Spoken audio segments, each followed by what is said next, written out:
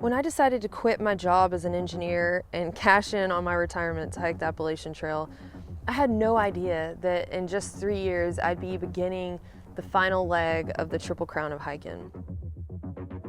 That's what's so great though about deciding to design your own life. Anything can happen.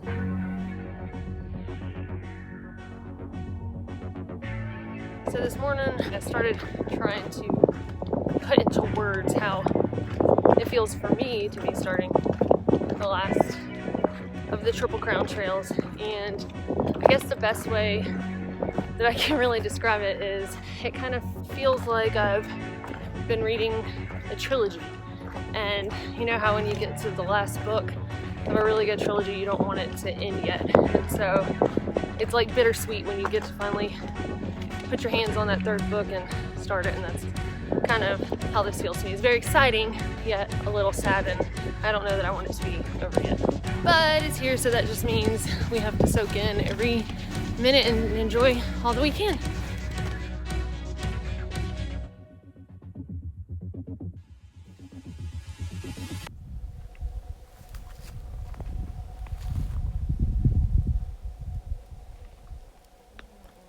The CDT spans 3,100 miles from Mexico to Canada across the Continental Divide, and it passes through New Mexico, Colorado, Wyoming, a little bit of Idaho, and then through Montana. Woohoo! First marker.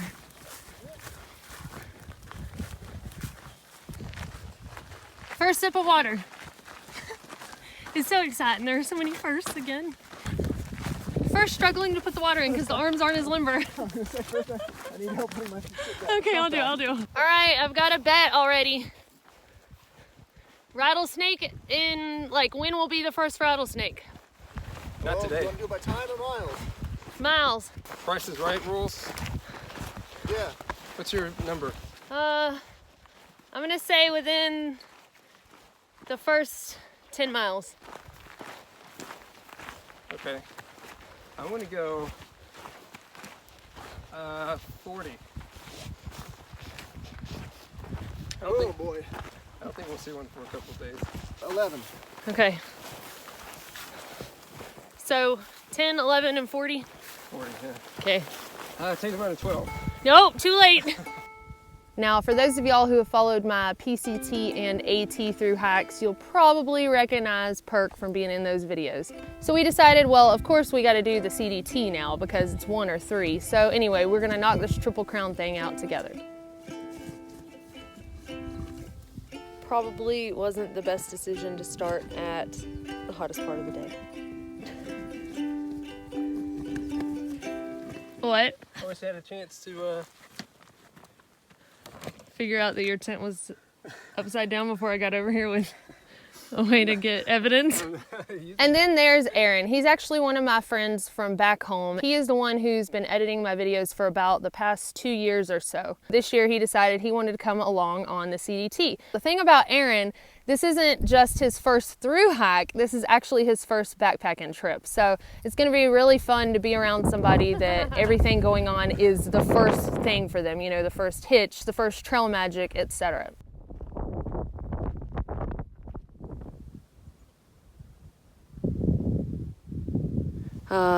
Nothing ever goes perfectly as planned, and I guess that makes it more of an adventure. We ended up getting like 8.5 miles. Also, I have had a headache all day. I think I'm dehydrated, and that's not really a good way to start off a trail in the desert, but I didn't bring any extra water with me to drink while we were on the trip out here, so I was holding off on drinking my water till we hit the trailhead because I wanted to have enough water to last to the first cache. So just silly little mistakes.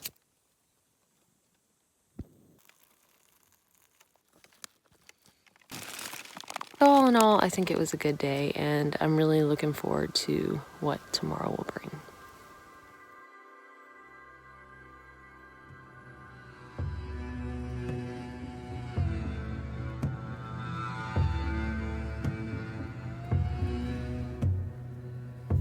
We just crossed mile 10 and have yet to see a rattlesnake, or any snake for that matter. There really hasn't been much wildlife out here or any sign of life whatsoever, so it's been pretty desolate. This desert is much more brutal and I feel like unforgiving and prickly and just everything just more intense than the desert was on the PCT. And so far there have been no natural water sources. You know, that just feels scary. It just feels unnerving to know that, you know, without relying on these caches, which we're always taught not to do, that it could be a pretty rude awakening out here. But with as dry and as desolate as it is, you know, it's just something completely different than I've ever lived in. So, you know, it is enjoyable to see something completely different and to just, you know, have to adapt to the conditions that you're put in. Right now we're playing Find the Post across the desert.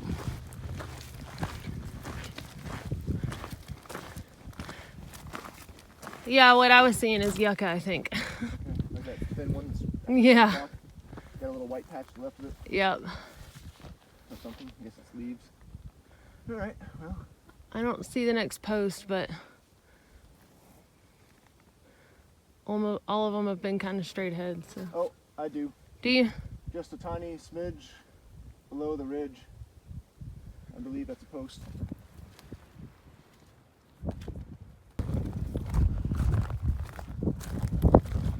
Don't fly away! Woo!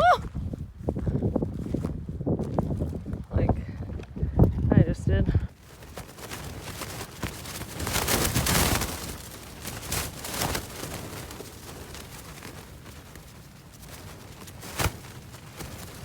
My tent is still here. Perk is there, but his tent got blown away last night. Aaron's tent is still there. Just kidding. I Perk, set it up all by cowboy myself camp. too. Yeah, all by himself, and it stayed.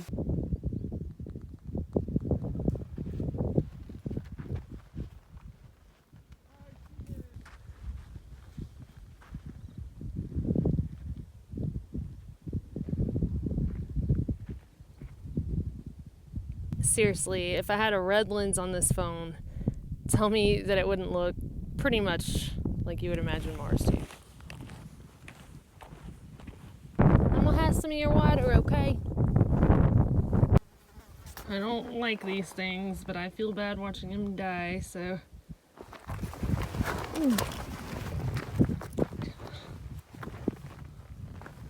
Watch him sting me now to show his appreciation. Crazy wasps. Go and get off of there. All right, well, here we go.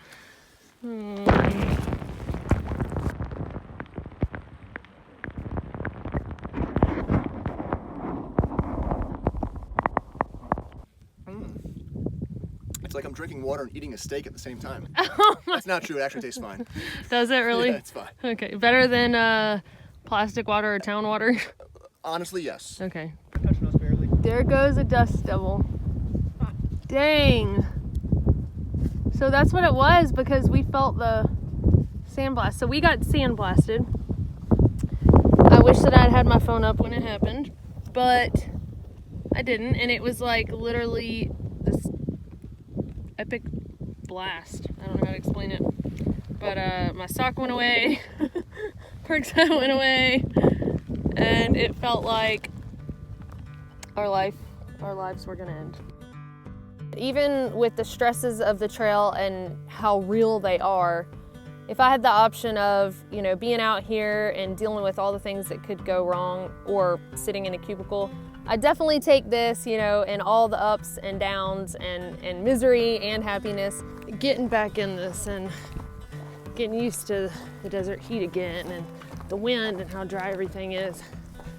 It's taken some grapping, and I don't know, today it just hit me again, like, this is awesome. Like, yeah, it's a desert. Like, I'm out in the wilderness and I'm experiencing something that a lot of people don't get to. Just took a couple of days of getting used to it and getting back at it to make me really realize that. And really start soaking in the beauty and the experience of all of it.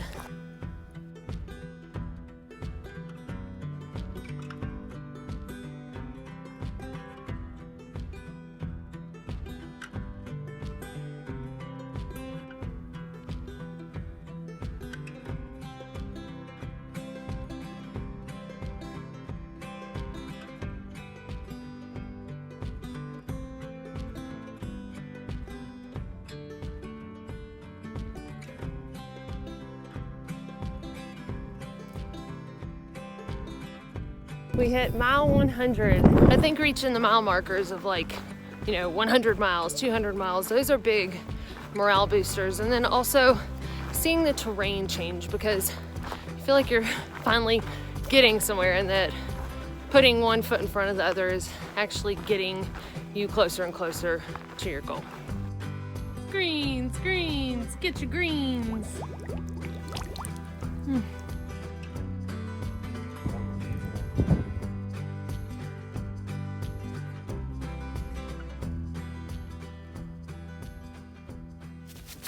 The day is already starting off on a good foot because I get to put on clean socks.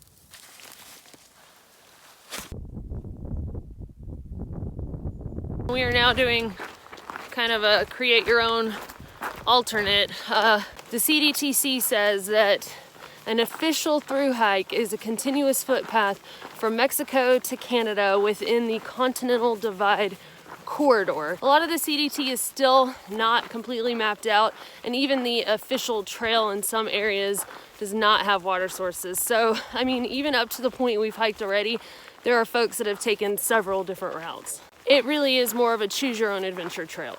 So there ends up being a road walk later to get to Silver City. So we're gonna cut over on 90 and just do the road walk now, basically. The challenge is, well, we only have about a liter of water each, and it's like 21 miles to town. So it's about to get interesting.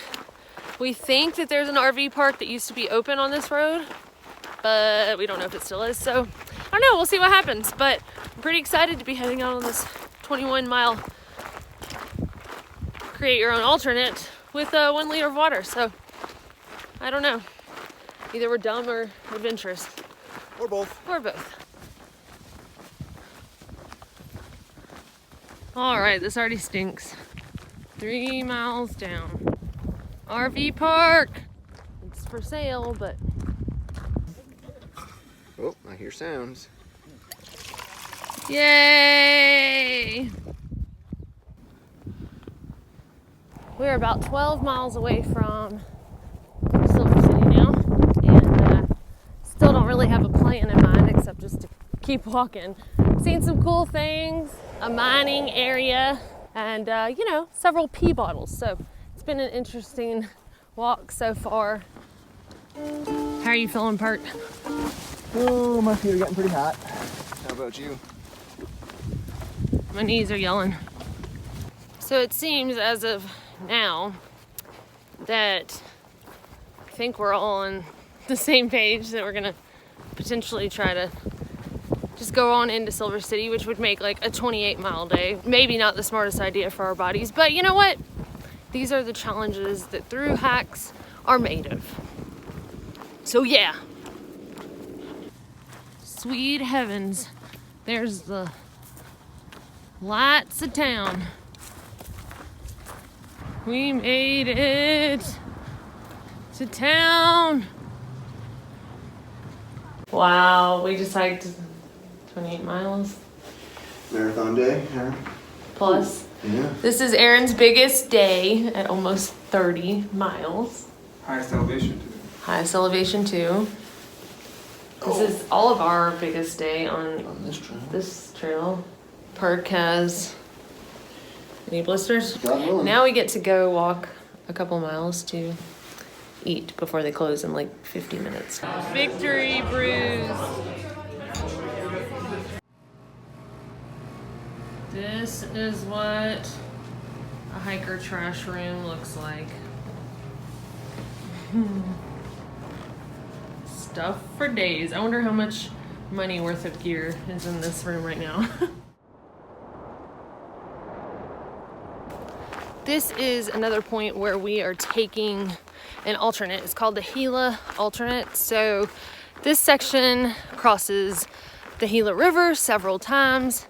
As you can see, the terrain is going to be different. I think we're going to be seeing a lot of pines, and it's nice to get, you know, a little something different and be out of the desert for a little while at least.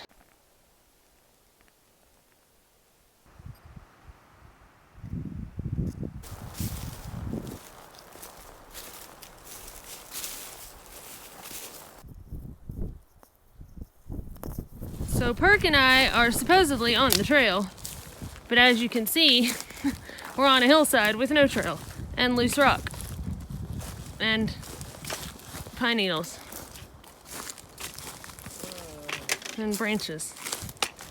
But oh, making progress though, we think.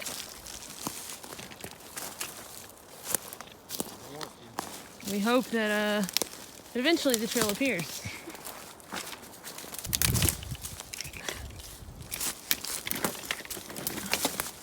Golly. Well, had my first fall of the CDT. Luckily I didn't keep tumbling down the hill.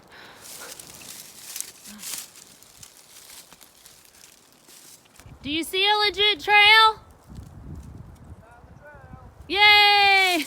Now I just have to figure out how to get to you. For all this mess.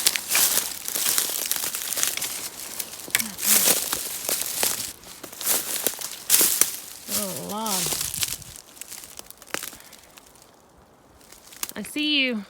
Well, it's been a pretty chilly day, and it's been kind of a rough day. I think all of us got lost at some point, and I fell down for my first CDT fall down, and so did Aaron.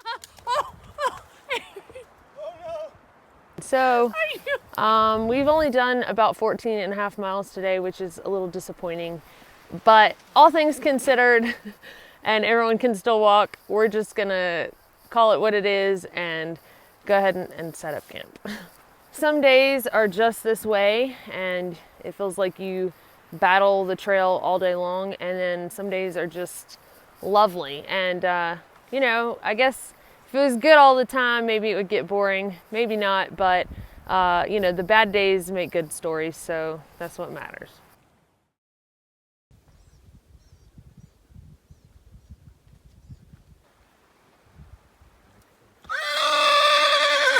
Is that right? All right, I'll leave you alone. Bye. The good thing and the bad thing about this upcoming stretch, I think like the next 2 days, is that we are going to be crossing the Gila River like 200 times or something. It's going from one extreme to the next, you know, dusty and dry to just soaking wet, but that's okay. Variety is the spice of life.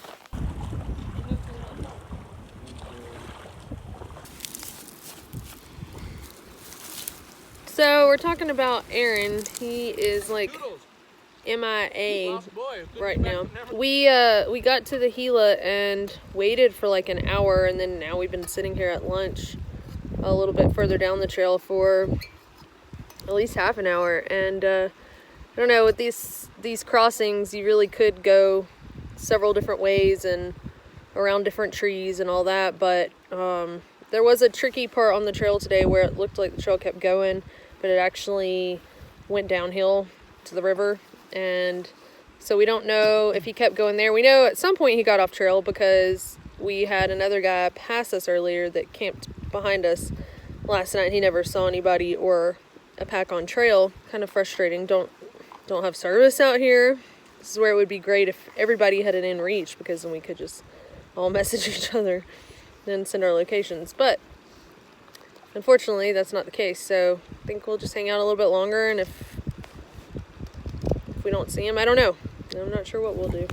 About to cross to this side. Apparently there are two people up there. I think they're unnecessarily trying to cross right now. So they're going to be on that side. We need to holler them down and see if they've seen him. Oh, If they'll be over on the then other side. that's a good indicator. Yeah, if they haven't seen Aaron, then then we know for sure he's not on trail. They're running over to meet this guy and ask him if he has by chance seen Aaron. We just got his attention. Hopefully he's got some kind of news. Well, apparently that fella hasn't seen Aaron either. So by the time that we've sat and taken all these long breaks though, I don't know. I mean, he may have had time to bushwhack and get ahead, but I don't know. I don't know what to do. At this point, we don't know for sure if he got off trail, where he would have gotten off trail.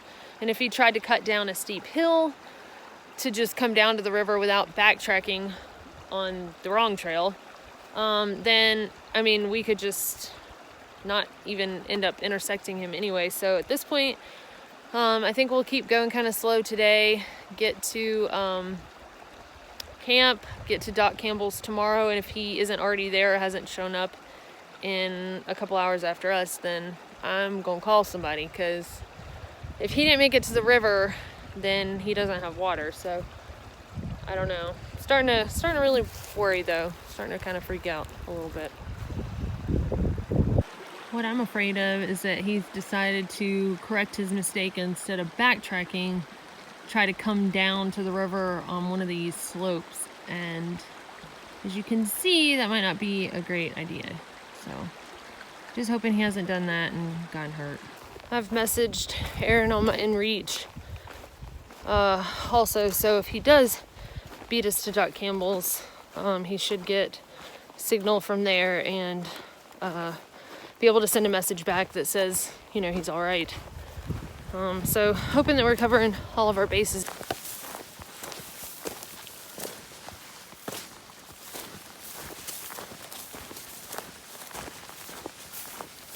Well, it is really starting to wear on me that we haven't seen Aaron yet. I was hoping that somehow maybe he got up ahead of us and that we'd run into him, but it's already like 5:30 in the afternoon, so that means it's been 8 hours since we saw him last.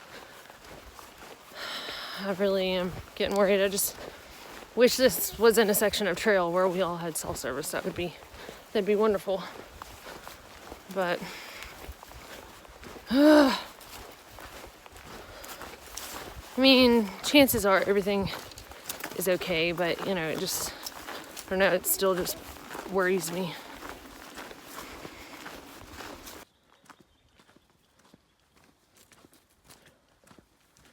But I mean, if that path upstream along the creek, you know, if he assumed that was a river, Yeah. and that path was nice and well beaten, And it kept going. there's no reason to check. Yeah. Unless you notice there weren't footprints, and you know, I don't know. And there could be, because people could. Everybody wears ultras, and if you got to Highway 15, well, this is right, but I'm in civilization. So I'm just gonna walk the highway. Yeah. Hopefully he knows. And then how long would it take him to get service? Because then he could message me on gut hooks if he had gut hooks, the inReach. Well, maybe the highway is running through the hills and doesn't have service too. You know, I don't know. Yeah. It's not an interstate. It's just a a state highway or something. So. Yeah. I don't know. I mean, there are plenty of places delivering for FedEx up in Rhinebeck, you know, in the middle of civilization that didn't have service. Right. I think Doc Campbell's does, though. Yeah. So if he gets there before us, he can message us on the inReach.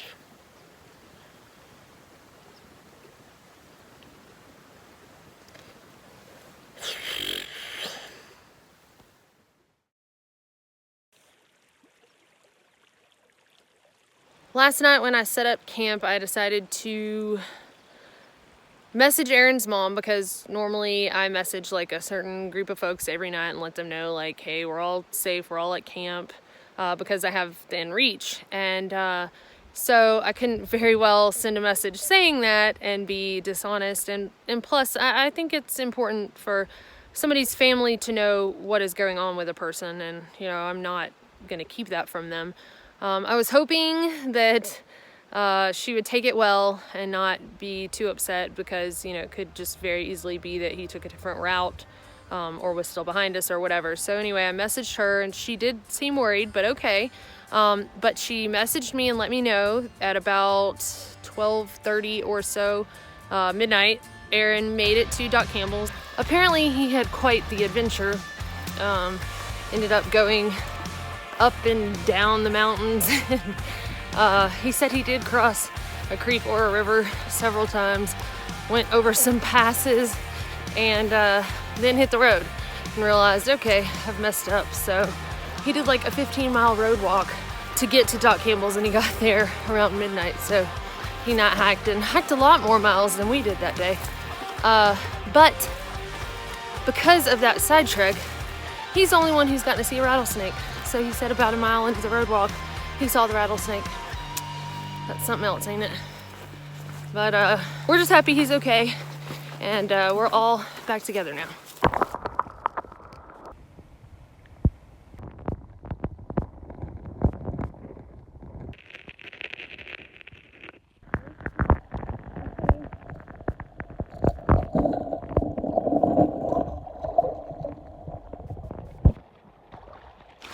We have had to work for our miles today. I think we've crossed the river about 80 times, like just today, and hadn't even quite gotten 15 miles. So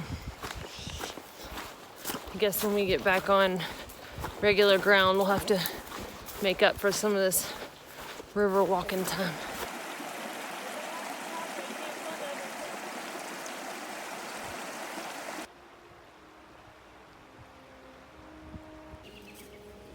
What you looking at?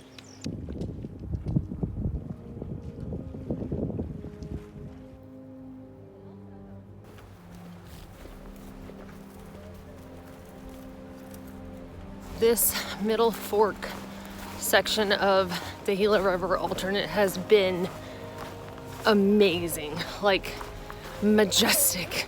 Just the cliffs and just the variation in terrain, from rock to greenery to water to sand to all of it. It's just everything all at one time, and it's absolutely beautiful. It feels like a postcard. I just can't stop taking pictures. It's definitely the prettiest section of trail I've seen so far, and I'm sure the CDT is just going to continue to get prettier and prettier.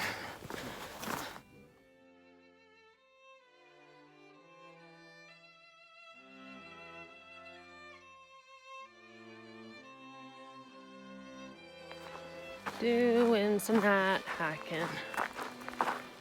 And I know folks might wonder, well, why on earth would you want to night hike, you know? And then in this instance, we wanted to camp next to water, but we also wanted to make decent miles for the day, and we played hard, so it was time to work hard.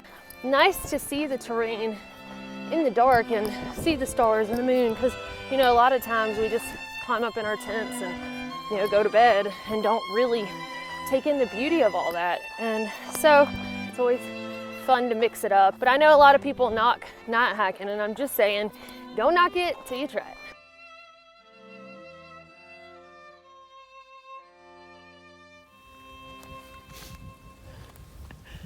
First trail night hiking successful. I don't know that you can even see anybody, but they're here. And this is our home for the night. In the middle of tufty grass and cows in a pond.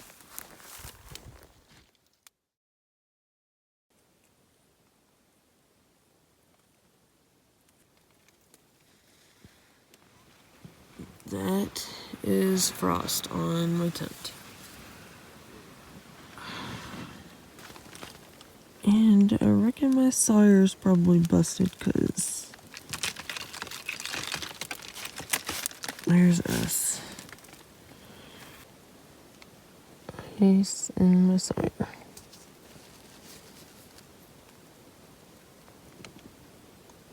This is why you sleep with it when you know it's going to be cold, but didn't know it was going to be that cold. Last night we decided to night hike to get to this water source because it's the last water source for sure 13 miles, but we think potentially like 23. But Aaron's Sawyer and my Sawyer were both frozen. If I had known that it was gonna freeze or had even thought that it was, I would have probably put it in a Ziploc bag and put it at least, you know, up under my sleeping bag or inside my sleeping bag at my feet or whatever. But hindsight's 2020. So I did boil the water and filter it through a bandana that I used for breakfast. Aaron has some tablets, but you know, those make you not be able to drink it for like 4 hours. But it is pretty funny going from almost too much water back again to barely any. In looking at gut hooks, it appears that for the next 3 or however many days we have left to Pie Town, a lot of the water sources are cow ponds. And I don't really feel comfortable drinking out of a pond that cows have access to crap in with no filter. And I don't have 3 backup filters on me. I do still have fuel in my fuel can, so anyway, I carried a backup of everything. My pack would be extremely heavy and making it work. So you pack your fears, and I guess bad water isn't one of mine. I think what I'm gonna do, 40 miles south of Pie Town is Highway 12, and it's a 28-mile hitch to Reserve, New Mexico.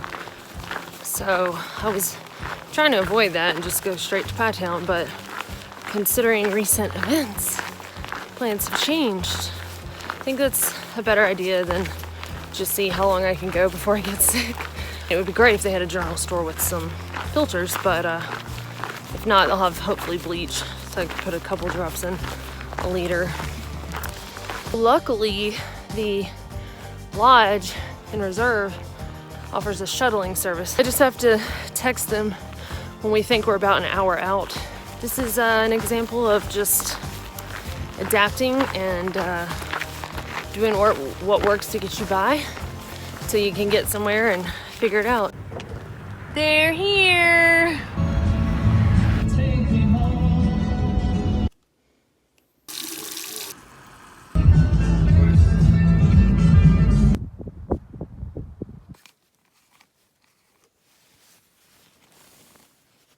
Had my bleach for breakfast this morning and gonna run the bleach cow pond water through my filter because it seems to be still taking out dirt, and I wish that there was like a good way to test the Sawyer and find out if indeed it's destroyed from being frozen or not.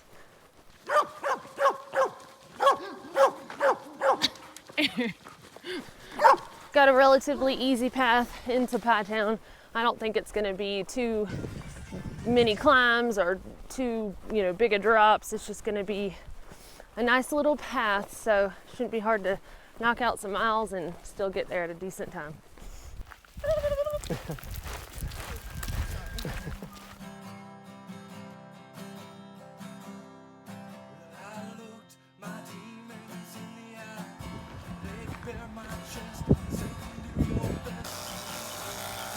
Have you ever shaved your head in the mirror of a toaster before? So here's my little bunk at the toaster house, and I just noticed, I looked up and felt that watch feeling.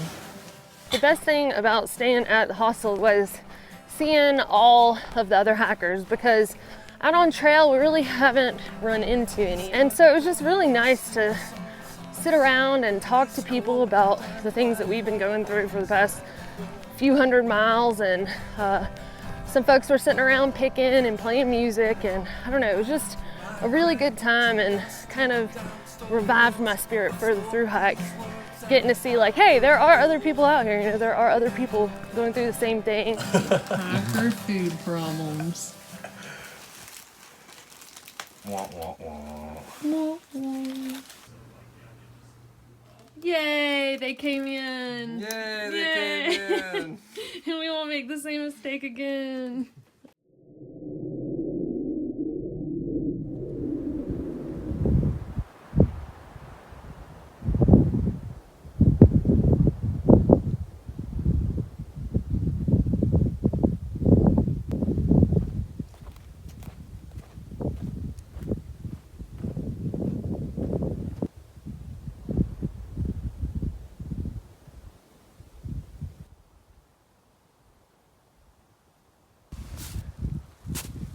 I wonder what that is. Whatever it is, I mean, it's pretty big.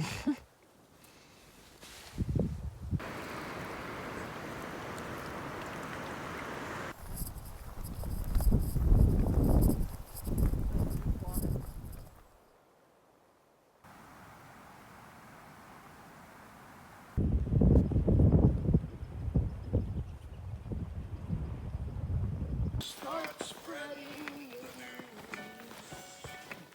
I'm leaving today.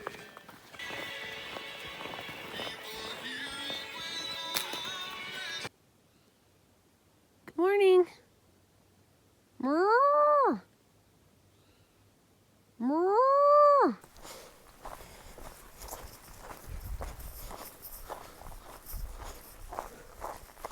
No.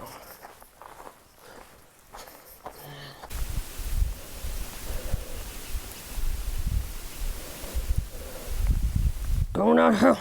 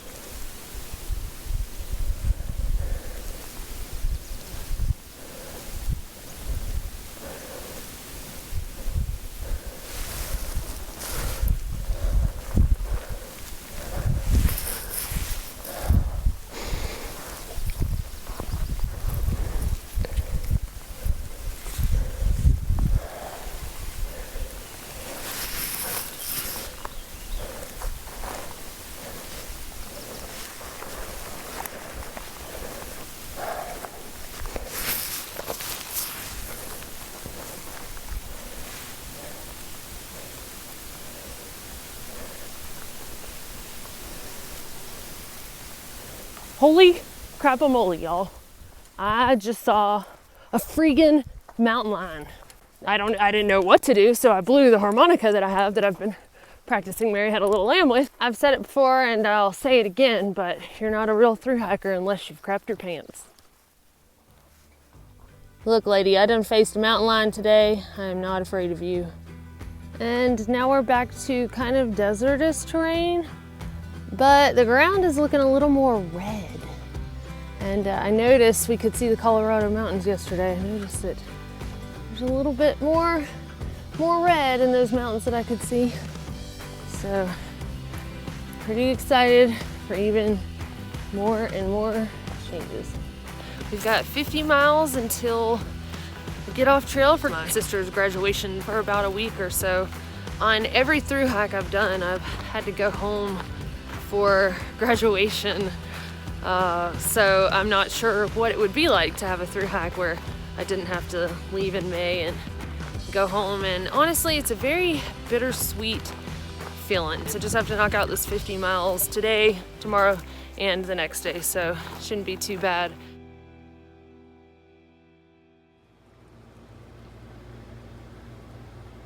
Would you look at that big Bertha? Aaron was going a little bit slower because he's got a shin that's bothering him. So this week of break coming up is gonna be good. I'm glad you're gonna take a week off because it'd take you a long time to get down the trail through the San Juans. As I'm walking through the airport, I'm like, what do I do with my hands? Where did I leave my trekking poles? I left them with Aaron, but yeah, it's strange walking around with pack on and no trekking poles in my hands. I don't know what to do with my hands.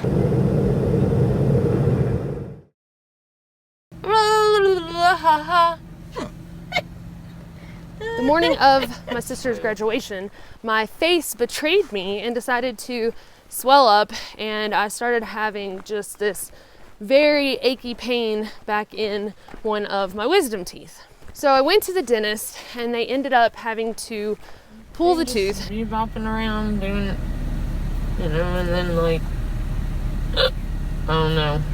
And then it was like over and I'm like, you're done? I was like, well, y'all are really efficient.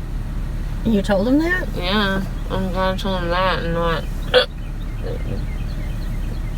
you know, the devil's coming. I expected that I would have about a week off trail, but it ended up turning into 2, and that's because I developed a dry socket. And for me, it was the most painful thing that I've ever experienced. So I had to go to the dentist after a few days and get it packed with some clove oil stuff. Anyway, it could develop into a dry socket again, so I am taking a risk by being out here this soon before it actually heals up completely. But I do have some clove oil with me and cotton balls, which are considered a home remedy for dry sockets, and I'll be flushing it and rinsing my mouth with salt water and following all the rules. And just after all of that ruckus, I'm like, now that I'm back out on trail, maybe finally things will start looking up a little bit and life will take it a little bit easier. I just want to be outside.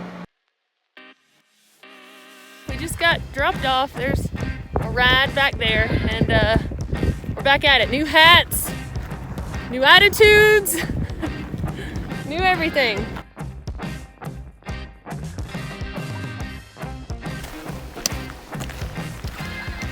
Looks like Colorado.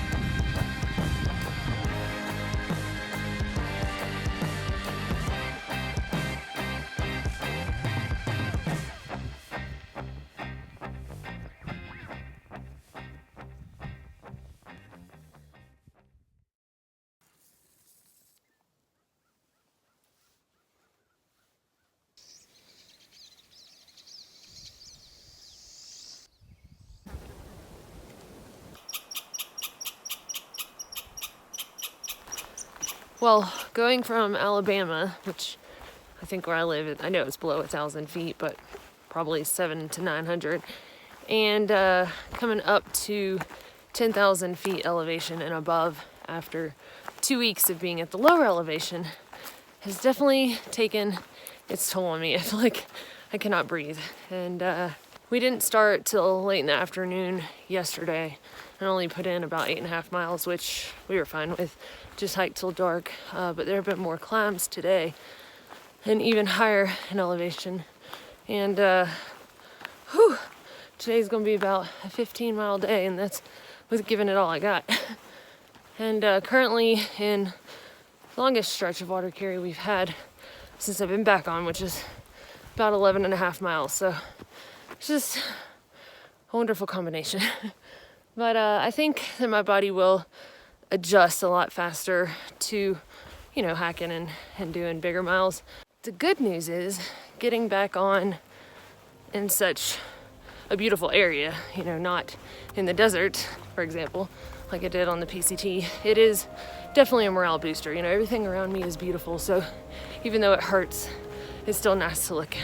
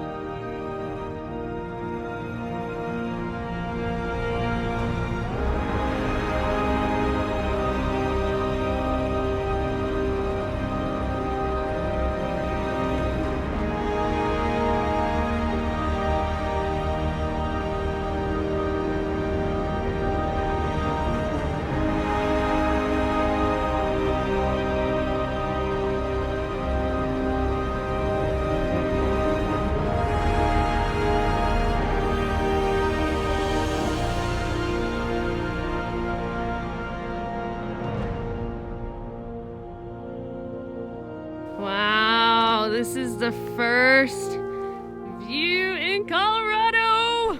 Ow! It feels so good to be in Colorado for several reasons, obviously, because, you know, one state down. But Colorado is the state that I was living in when I decided to just get out of the rat race, to cash in on my retirement and start through hiking, you know, and I decided I was gonna start with the AT. And so it's kind of cool that on the last leg of this Triple Crown journey that I'm coming through Colorado again, since that's kind of where it all began. So this state is special to me for several reasons, but now it's just another reason why it's going to be special. So hopefully it'll treat us well. This last stretch has definitely been tough getting back on trail, and you know, I haven't felt 100%, but I'm still so happy to be back and just to have crossed another milestone, and ready to see what Colorado holds.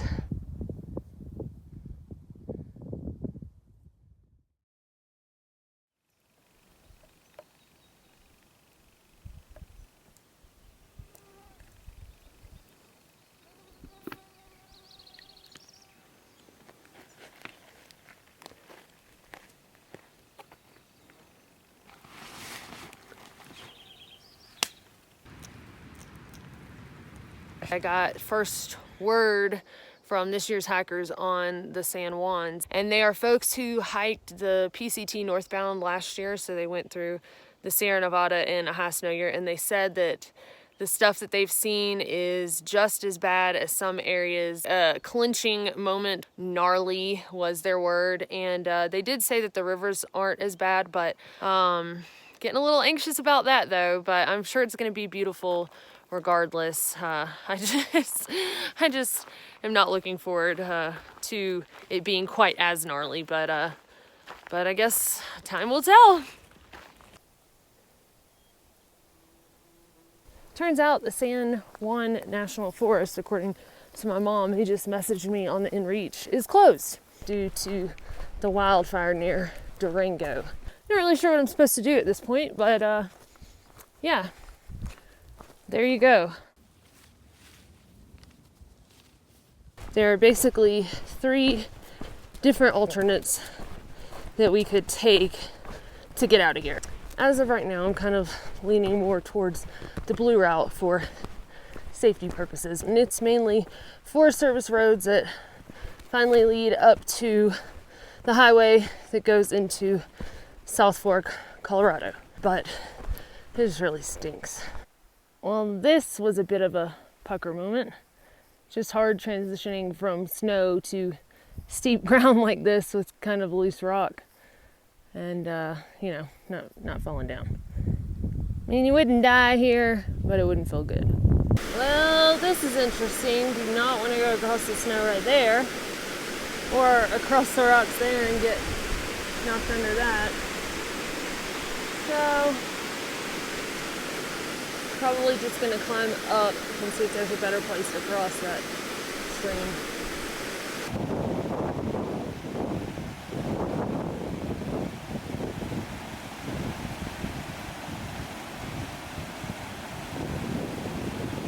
This is my cowboy camping spot.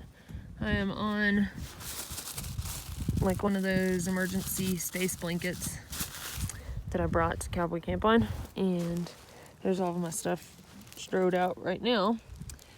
And then there's Aaron tucked away over there in the bushes. That's his cowboy camping spot. We heard that there is a really scary spot coming up, so we're gonna try to get up early and go whoop it. Only got about a few more miles till we hit this supposed sketchy spot. I'm a little nervous about it.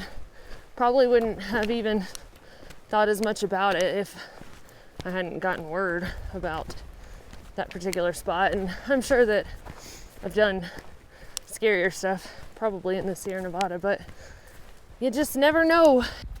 Leading up to the sketchiest part of the San Juan wilderness known to man. You about busted. Luckily, we brought the right equipment.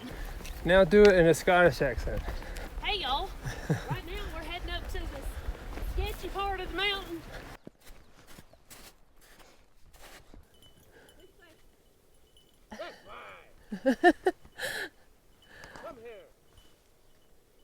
I'm thinking that little pass right there is it. Another couple got across. I see the footsteps here. Then you get to the rock over there. Yeah. I just wonder what happens on the other side of that, you know?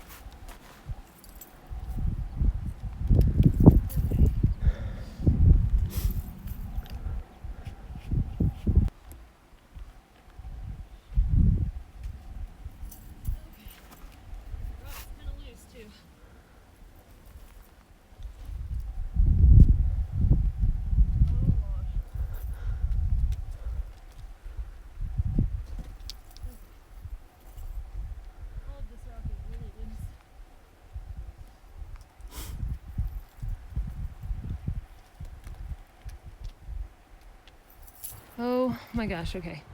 This is on top of the scary part. It doesn't probably look that scary from where I'm at, but so that's where I'm gonna go down, and that's what we should have traversed right there. Where's there? Somewhere over there. But I just came up this rock right here, and I am shaking now. The scariest part of all of this is like, this rock is so loose because the soil is really damp, and they're not like huge rocks, so you step on the wrong one and whoop. Might as well take a breather and enjoy it. What you doing? Hanging out. Enjoying the view. Yeah. The last view. Getting your gravel in your butt crack, sliding down the... Yeah, you see it? No!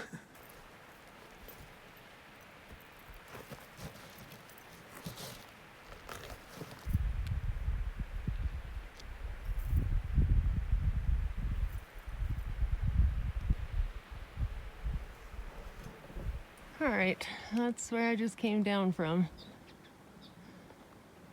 Still shaking. This is where we go next, which looks pretty scary, but not as bad as the other spot.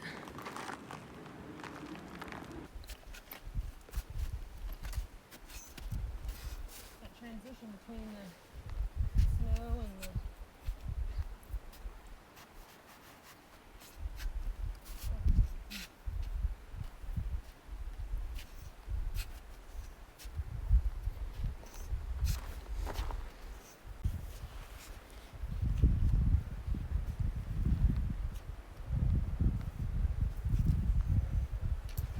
Yeah! Alright. Yeah, that was sweet.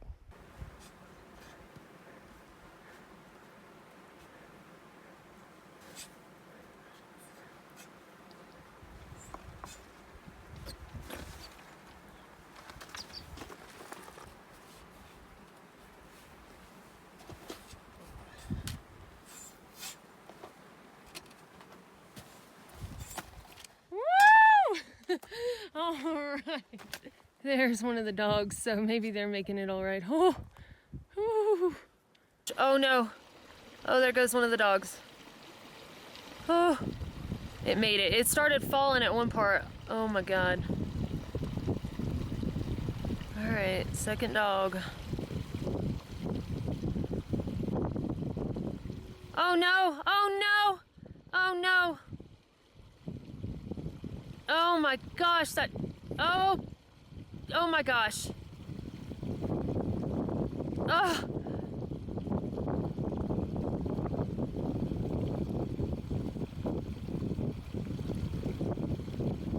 Okay, I think they got it. Oh my, that dog does not care. That dog is like, I will go down this ravine, I will glissade. Charlie. All right, so this is the junction at Elwood Pass, the Blue Route and Gut Hooks, and sure enough, the sign is saying that the National Forest is closed and that the only legal way to get there is to take the Blue Route through South Fork. So there we go.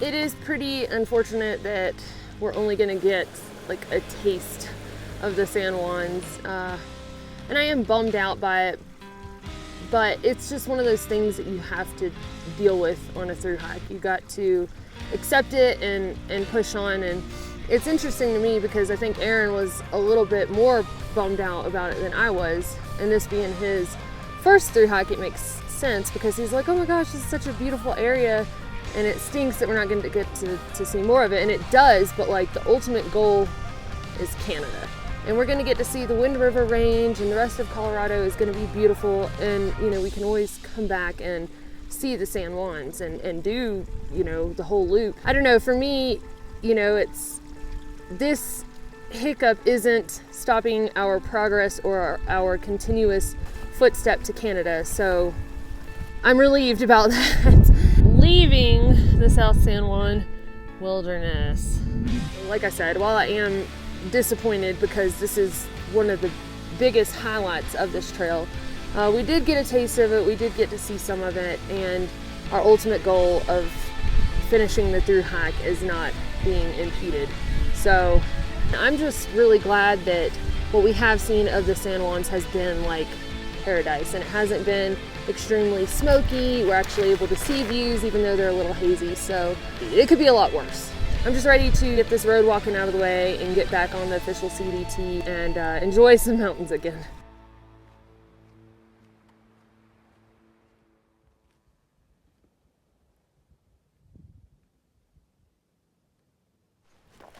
This morning I was thinking about a story that I was told when I was a little girl, and that's that when you're born somewhere in the world, a mummy starts coming for you.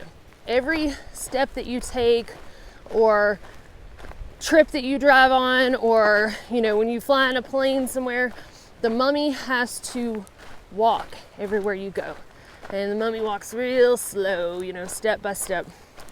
So as long as you're traveling and staying active and on the go and exploring, then the mummy's got a lot of work cut out for him. He's got to walk and walk and walk. But one day when you're sitting there and you've gotten stagnant and you don't go anymore, you don't explore anymore, and you're just sitting there all pitiful, the mummy's gonna walk up to you out of breath, and he's gonna say, I gotcha. And then that's the day that you die. It's pretty morbid for, you know, a kid, I guess, but that's the story that I heard when I was little. And you know, I was thinking about it today. I'm like, whoo, well, my mummy, boy, he's gonna love going up and over all these mountains I've had to go up and over. But whatever you do in life, make sure that you're taking that mummy for a ride and making him work for every minute of it before he catches you.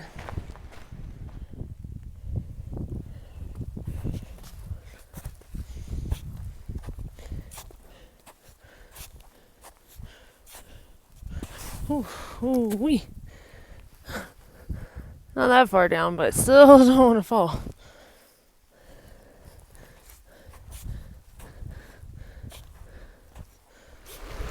Ooh-wee. Ooh, ooh.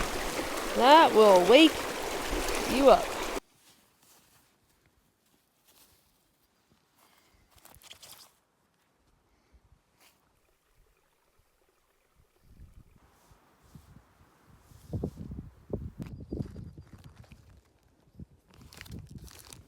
I wish I had noticed the paper was still in the cheese before I bit into it. Oh well. Wow.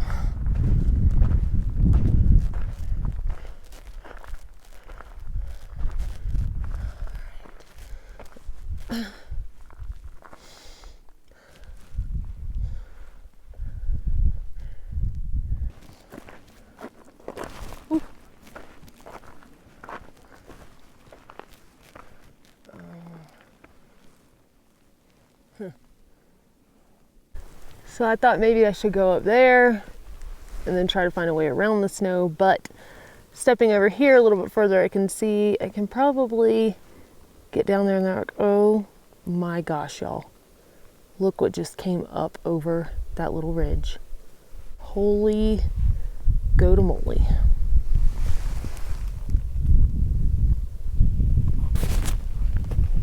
So back to my analysis, I was saying I should probably step down that way, because if I fall, at least I'm kind of on loose rock that looks like it won't slide forever. But there's the trail down there. So you can see here where I don't want to step over the edge of this. That's the cornice. So that's going to be unstable right on the edge, and I'll fall off before I get a good step in, probably, knowing me. And in doing all of this, not get attacked by a mountain goat. That was so cool that I got to see some. Whew. Okay.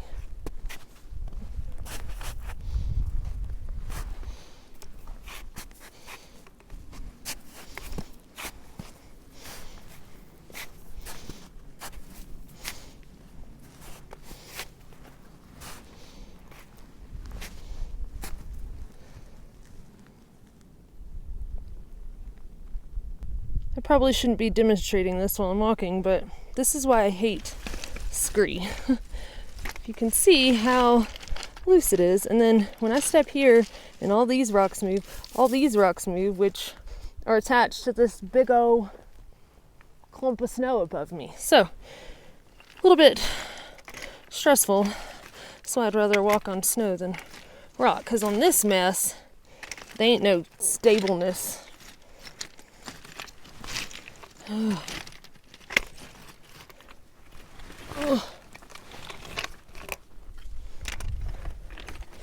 Only I could be a mountain goat. I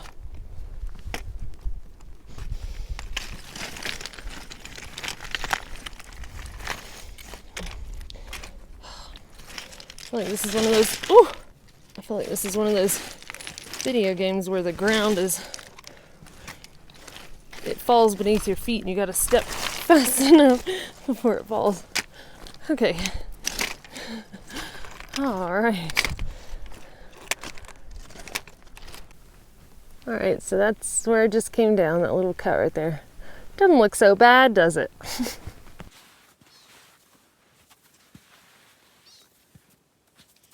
So here's a junction where I'm about to go up Hope Pass, and they don't waste any time just going straight on up the mountain.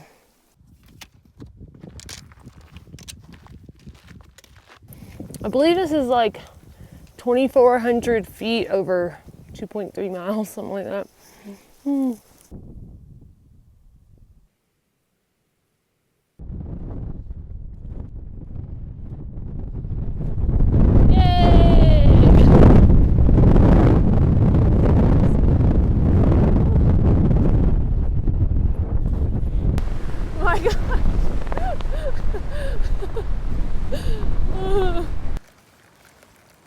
One thing I've noticed at these higher elevations is that my little coffee packets puff up, and potato chips and stuff like that, they're under pressure. Dun, dun, dun, dun, dun, dun. I ran into a man today that I have no idea where he came from, but he didn't have anything with him, not a day pack, not anything, not even a bottle of water, but he had a flask water, which really wouldn't be a bad luxury item right now.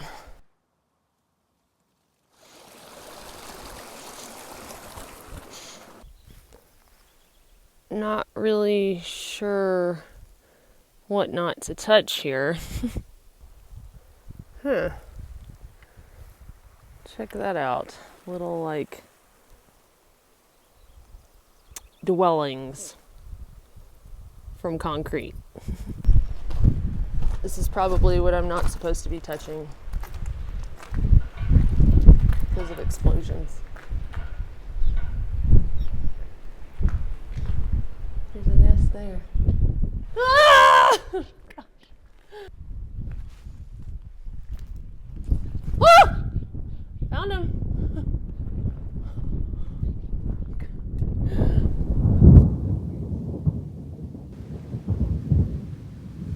Well, we decided to take this dirt road that parallels the trail but doesn't go quite as high because of the weather. It's not brilliant to be up on, you know, the highest point of a ridge when the weather is bad, which I've said before. So we took this route. It's been okay, but now getting some liquid sunshine. So I have to rearrange all the things you don't want to get wet.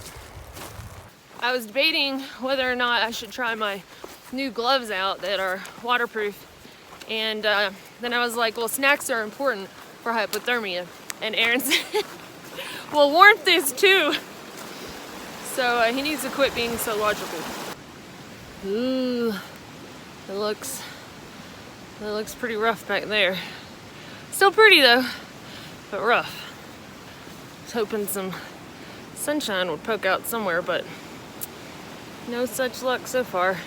All right, as I'm getting closer and closer to the saddle, the clouds are really starting to clear up. Still kind of threatening that way, but looking much, much better.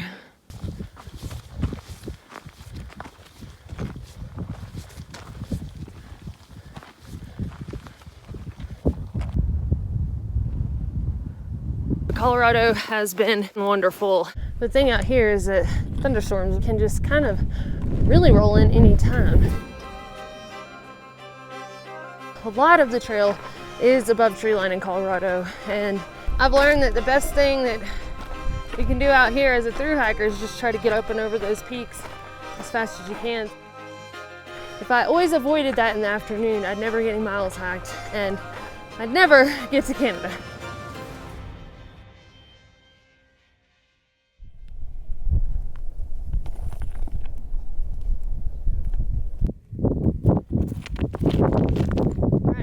Heading up Mount Edwards, and way up there is the cairn and the summit of it, and then somewhere we'll follow the trail over there to Gray's Peak, which is a 14er, and it's the highest point on the official CDT.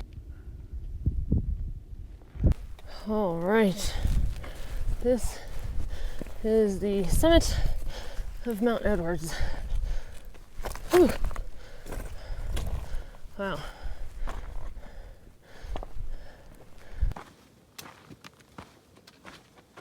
This little bitty ridge right here is the trail. And there's Gray's Peak where we're going, but this is kind of intense here. I'm glad it's not super windy or raining yet. Yeah, we do have some clouds, and it's just insane because we came from down there. But it's not a bad view. Not a bad view.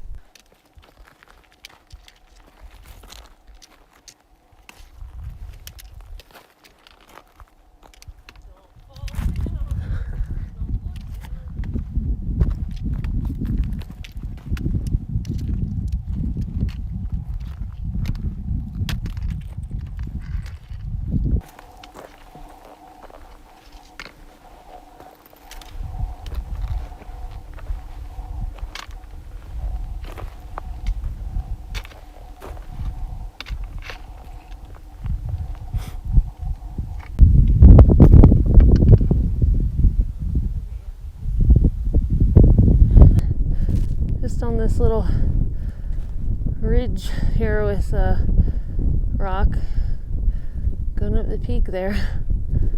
Oh man. Whew.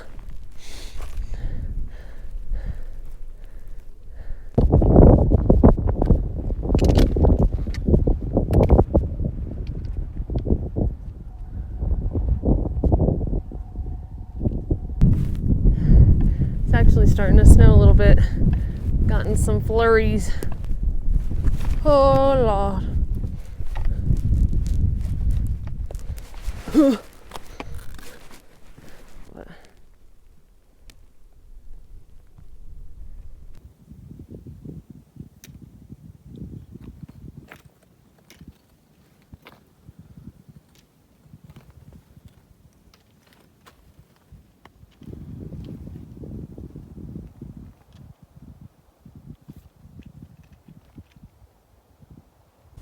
There's a fox.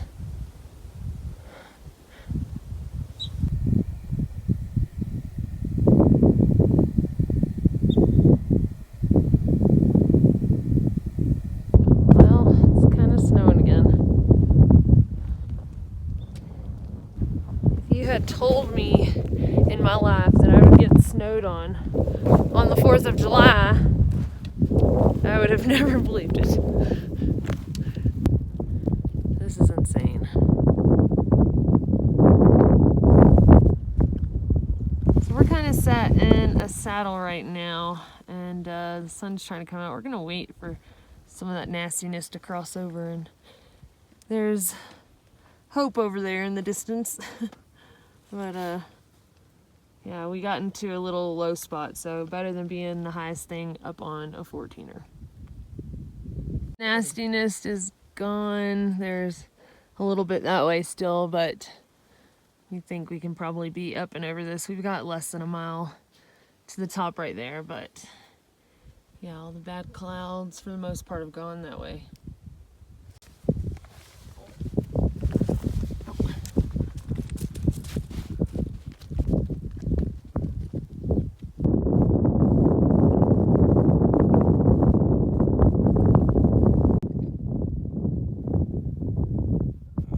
So cool. I just keep laughing at them. Are you showing us the way?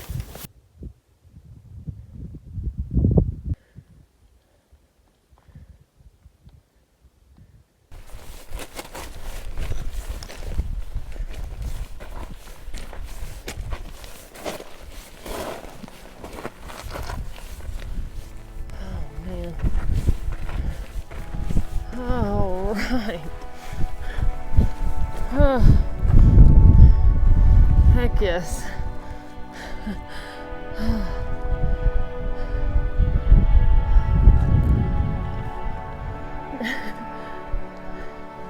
Woo! Yay!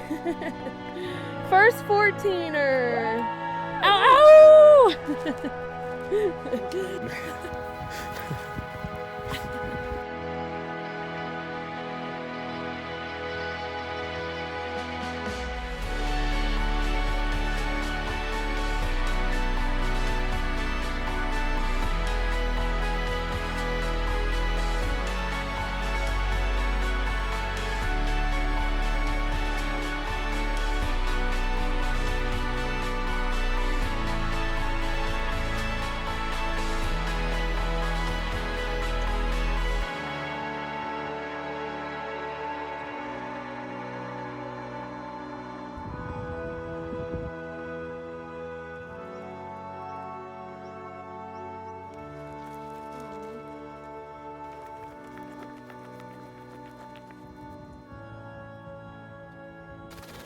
1,200 feet per mile will do to your legs. I'm not even trying to do that. My muscles are just like, yep, we worked hard today.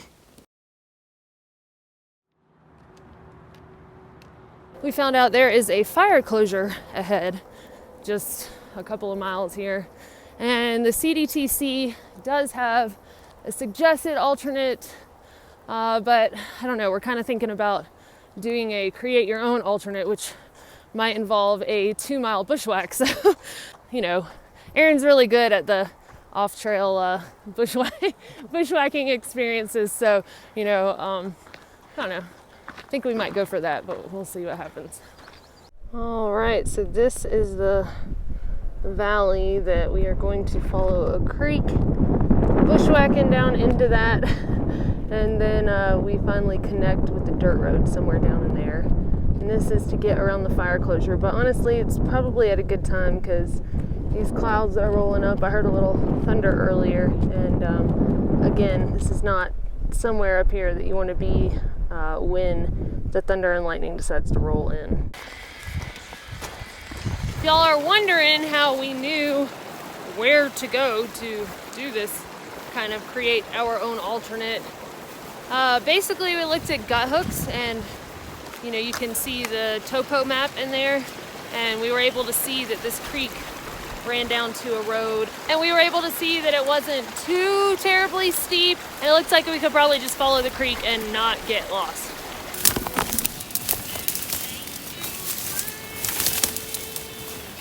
Yeah, but this kind of stinks.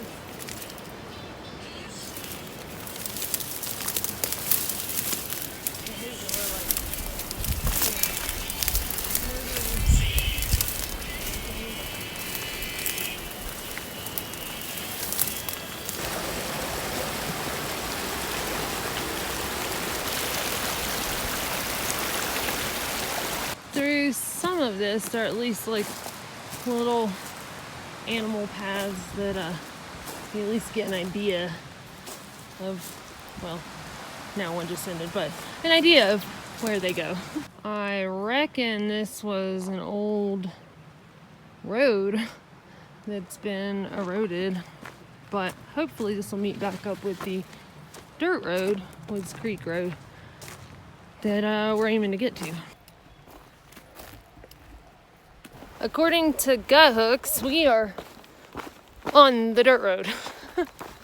And I think it's, you know, it used to be a dirt road, but at some point this connects with Highway 40, so hopefully between here and there, it will be a better dirt road.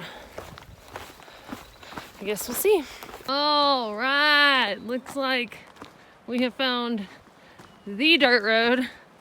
And I just love it when a plan comes together.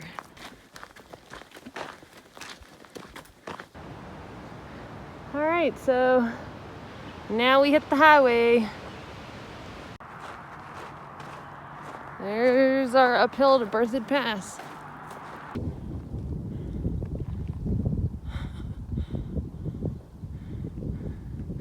You ready to keep climbing this peak? We are back on trail just in time for a thunderstorm and some rain up on a higher peak. Well, at least Ridgeline, we're not at the peak yet, but that's Colorado for you, I reckon. Is it good? Oh my God, it's freaking adorable. We took a little break and it seemed to be getting a little better, clearing up. So we went ahead and made our way to the top of Mount Flora. All right, so this is not good. I don't think that's supposed to be happening to my hair from just standing here. So we need to get down. It makes me nervous because I feel like the higher we get, the more the static and like. Yeah, it's crazy. That freaks me out. That is the metal of my trekking pole with static. There are no trees, like. I will say, once this is over, this is going to be really funny. I hope we live for We'll this live. to be funny. We'll live through it. Well, we have made it so far. Just got to the top of this 13,000 peak, and gonna go really fast downhill. We're just kind of in a bind because we're in an area that's so exposed that, I mean, when we were a 0.4 from the top of this peak, you know, when it kind of really started thundering pretty bad and my hair started getting all staticky, and so it's kind of like we could turn around and head back down where we came from, but it's just as far to pretty much get up and over this, and there might be closer trees on this side than there was on the other side. Okay, there it goes thundering again. So anyway,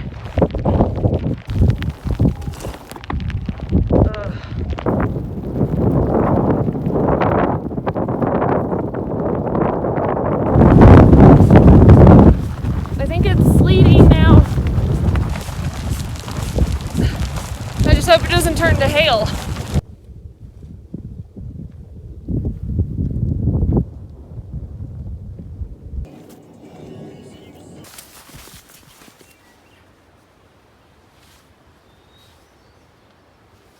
Oh. Oh, I see you. It's morning time. And I'm hoping that today is a little more normal. Only have one steep climb, which I'm currently on, and that's why I'm huffing and puffing. We'll see how many miles I'm able to do today and whether storms kind of prevent the miles that I would like to make, but I'm hoping not. I'm hoping today is gonna be a clear day all day. Just a mile to the top, up that way. I tell you what, it's a whole lot better climbing this peak today, not seeing thunderstorms rolling in. Just white, pretty clouds in the sky. So it's a nice change. And if the sunshine keeps up, I might even get to sit at the top of the climb and enjoy the break that I've earned. Maybe. Seriously, I can't even make this up. I'm like a quarter mile from the top and this rolls over. Looks like there are blue skies right on the other side and I haven't heard any thunder, but it's just literally exposed for miles here. And you can see some trees on those distant ridges, but just what I'm saying, like sometimes you get up here and in these situations and the best thing you can do is just keep trucking on the path and, you know, get down. Yeah, there we go. How to tell when a thunderstorm is coming. When a thunderstorm is overhead and drawing your hair up to it. Yeah, let's get over this peak. That'd probably be good.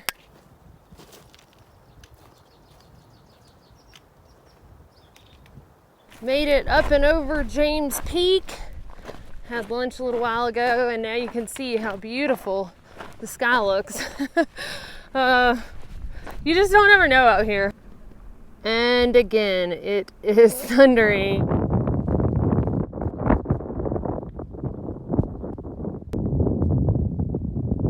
We just saw some lightning coming back from that way and hearing some thunder. We're on the last little like exposed kind of area for the day, hopefully. So trying to get up and over this before that storm catches us. But doesn't look great the area we're heading, but at least we'll drop back down hopefully. Making a beeline for the tree line.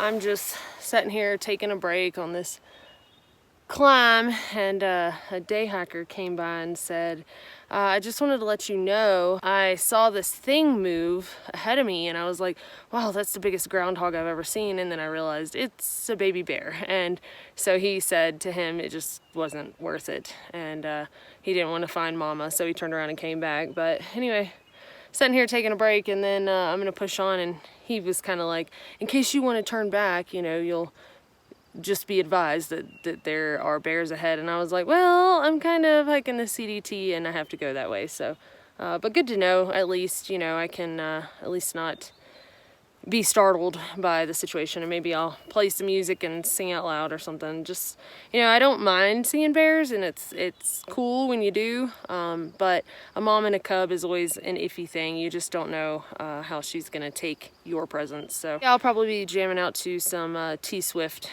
or something like that. Something obnoxious that'd scare bears away.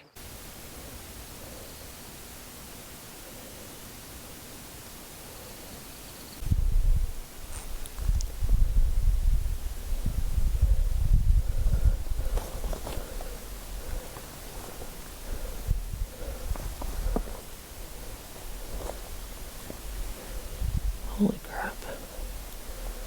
I'm sitting right on the trail.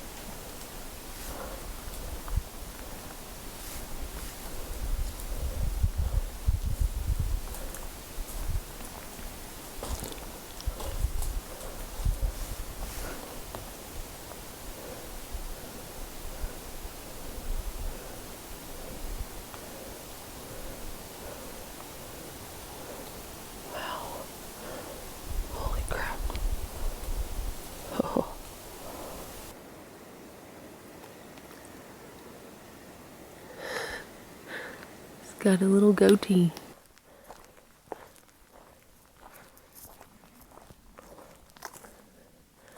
Pretty.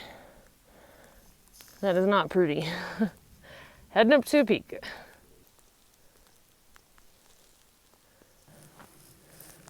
Alright, so up there is Park View Lookout. I heard there's an emergency cabin up there.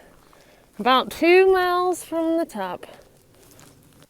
I'm gonna make sure I keep hanging out around some trees until this dark cloud blows over, but probably won't be long, and then by the time I get up there, there will be another. But all you can do is try. Well, we're sitting here, you know, just trying to wait out the cloud, and it starts hailing. It's like bouncing off your head. We're gonna just stay hiding under these bushes. Was that just lightning? That was lightning, wasn't it? I didn't see it. I think so. We're gonna just tuck under these bushes right here after we pack our crap.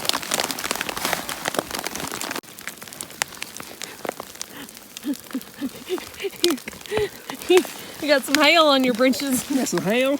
Yeah. Hail on your britches. Let's do the next t-shirt.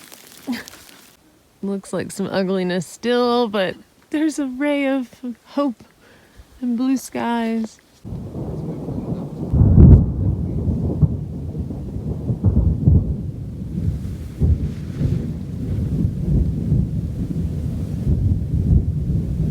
I really hope that doesn't come here. That's I mean, should we go ahead and run up? Well, I'm gonna tell you, if that comes over here, I'm gonna be running down further to better trees. I really don't want to have to climb this hill again, though, from the road.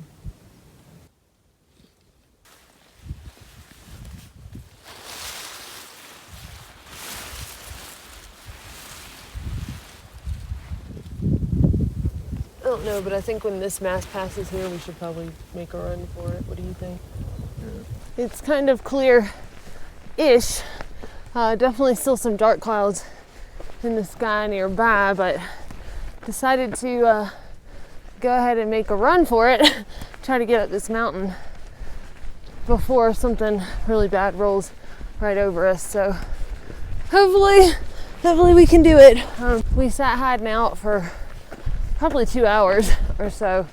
So we're definitely gonna have to night hike tonight. The good news is, I think this is the last big climb, big peak, and you know, this long of time being exposed in this steep. So that's a good thing.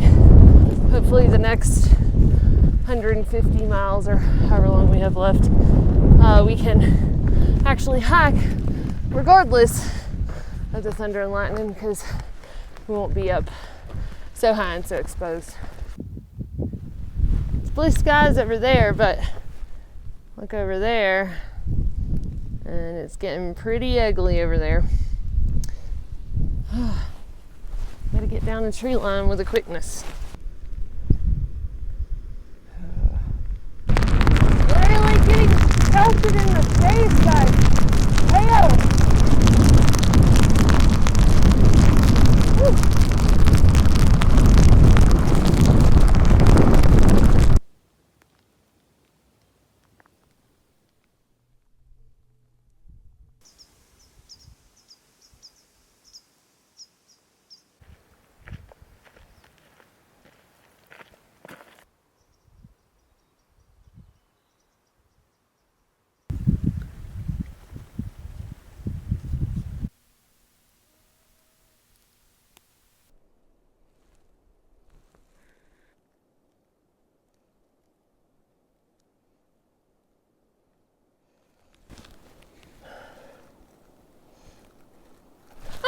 God almighty.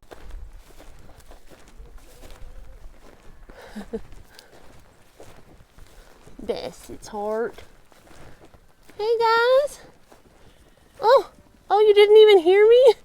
Oh, I'm sorry. Oh, it's okay. Oh no. I started a stampede. I don't know how they didn't hear me talking before. It's okay. Oh, wow.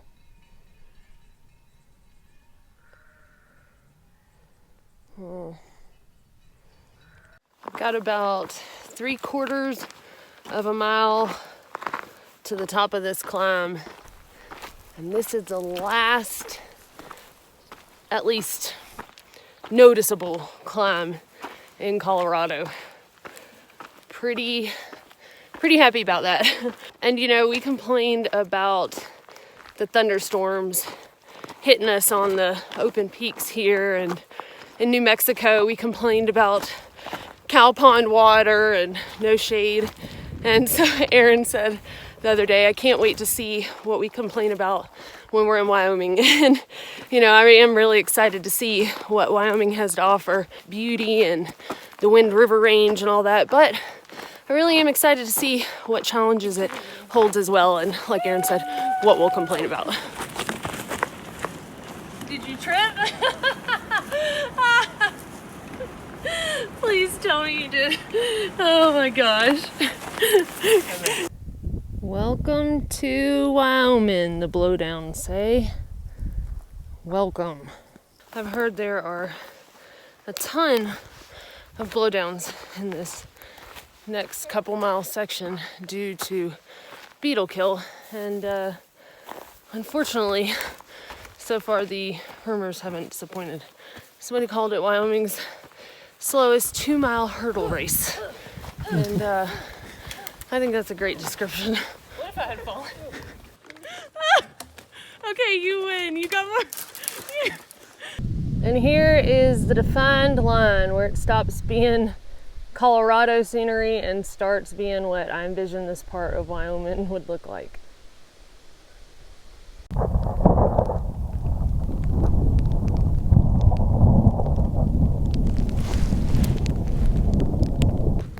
Ooh.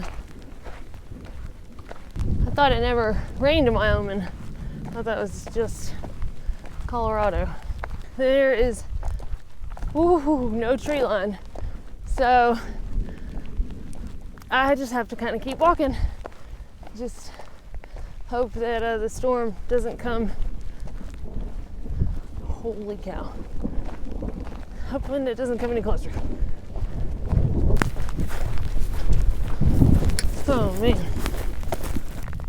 All right, I decided to crouch down in this more or less kind of ditch because this lightning is coming kind of right overhead and then just behind me back there. Oh man, that's right over me. Oh, I thought this was over in Colorado.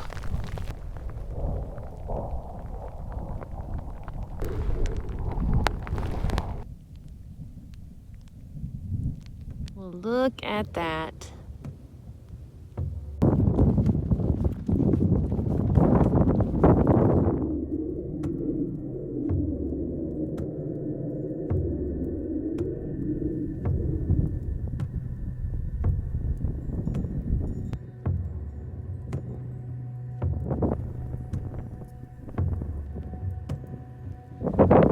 Aaron and I had planned on doing the 24-hour challenge this stretch because it's pretty flat. And the reason I went ahead and left is I have to make it to Lander by a certain day because my boyfriend Kyle and my brother Dakota are coming out to hike for a while with me. And so I wanted to make sure that I could get there by the day that they're supposed to be in town. Well, he still hasn't left town yet, so it's just not gonna work out this stretch. And I am kind of bummed, but you know the saying goes, the trail provides. So I've actually been hiking around this group of 5 people, and they're all 40 and above. So for all y'all who are like, oh, I'm too old, I'm 50, we've got people in this group, including myself, from each decade. So we got 30s, we got 40s, and then 50s and 60s. And I mean, I could have done the challenge alone, but I don't really want to. It's kind of one of the nice things about the trail. You're on the trail and you're living this lifestyle, you can basically do whatever you want. You know, that's the freedom of thru hiking, is getting to do exactly what you want every day, and meanwhile work towards this bigger picture goal of completing a through hike or the Triple Crown, and it's just pretty incredible.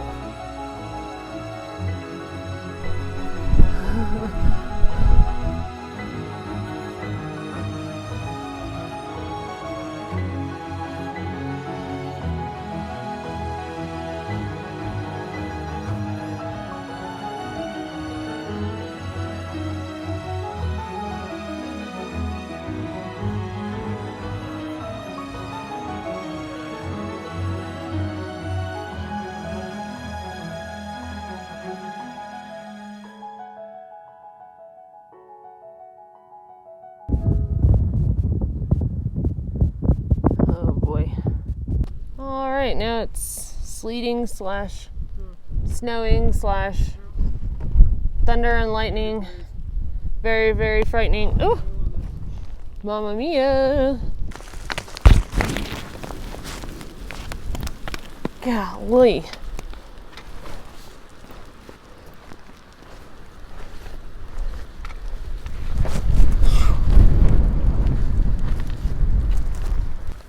This is insane. Lake. Golly. There's Dakota ducking down behind a rock. Whew. They're just getting pelted.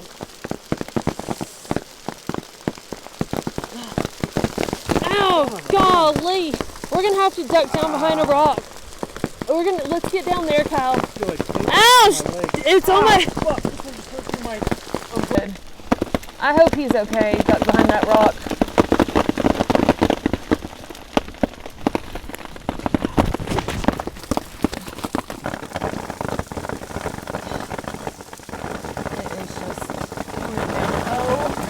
Oh my gosh.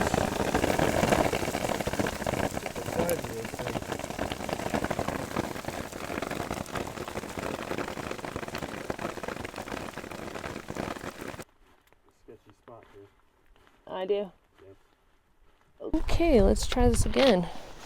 Oh my gosh, I'm so glad that is over. Hey Dakota. Yeah? Mom's never gonna let me take you backpacking again. This is true. That descent really was hail. But when northbound CDT hikers come through Lander, that's usually where they go ahead and grab bear spray, because once you get out of the basin, start heading into the winds and up towards Yellowstone, it's just Grizz country. So starting now, we're gonna go ahead and practice, Grizz safety as far as trying to stick together as much as possible, carrying this bear spray with me to go to the bathroom. I'm gonna cuddle it at night. And also food is gonna be a very important thing in the way we manage that. So I think probably at least a mile before we decide to stop for camp, we're gonna stop and cook dinner. That way it's not like the aroma of this wonderful food drawing the bears into our camp area. And then also we'll hang a bag, a ways away from camp, and just kind of dotting the I's and crossing the T's. In Grizz country, it's just not a place to play around. All right. Oh! Answer that question.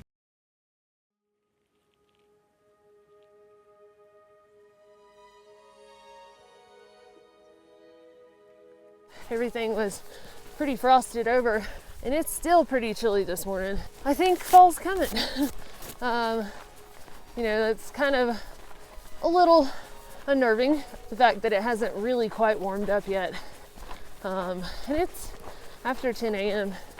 It's just a little like, it's okay. Just gonna have to race the snow to Canada again.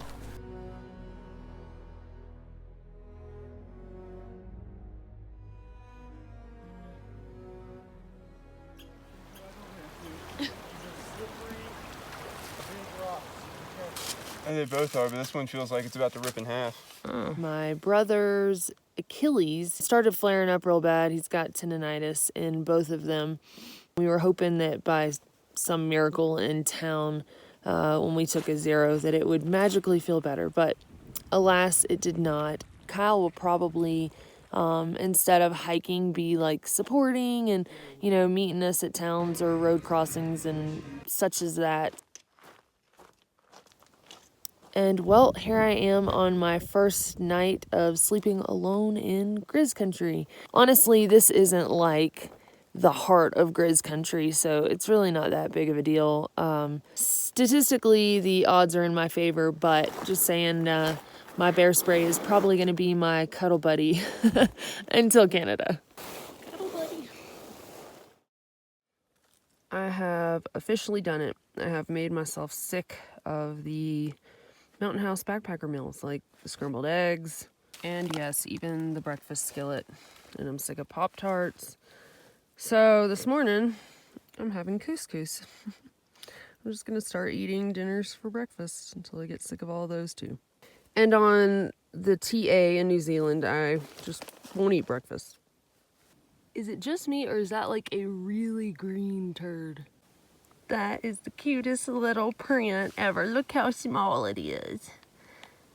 And then these little bird prints. It's so cool how these prints tell a story. Oh my God. Keep in mind, this is a men's 11. And that is a bear print. Whew. Oh boy. Alright, well I guess he or she turned off and went up that way because they don't continue, so I guess that's kind of good. And now the prints tell the story of a bear that came through and a scared human. I was noticing the post-apocalyptic looking sunset and sunrise this morning, and I thought, you know, this usually, God bless a milk cow. I just rounded this bush and this girl is standing there. Oh, did I scare you as much as you scared me? I reckon so. I am a little nervous, and I think that's probably pretty obvious. You know, though, I will say, in the face of Grizz Country and the fact that my biggest fear for this through hike was being alone in Grizz Country, that I think a lot of living life to the fullest is facing fears, and as long as they don't kill you, you know, it makes you a stronger person. I ended up meeting up with Aaron. We stayed here last night at Brooks Lake Campground and struggled to find the bear box that's down there next to the picnic table, because we figured each campsite would have one, but in the dark you can't really see that far, but we finally found it. And we are Yellowstone bound. Probably won't be there for a couple of days, like as far as actually crossing the boundary. So you see some kind of like dog print there, but that footprint, Aaron, will you put your Mine. for reference? Yeah.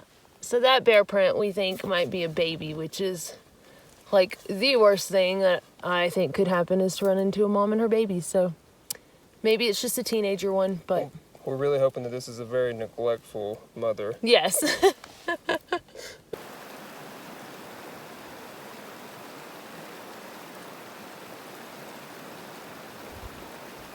You can see there the pad, the little toes, and then the big old fingernails. It's not that big. Aaron says he can take it. I just said the footprint's not that big. Do you sting with that thing?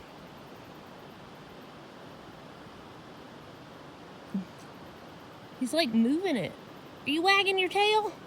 Oh Lord. I don't know if I like that. He is drilling in the ground with that thing. Do you see him? Is he laying eggs?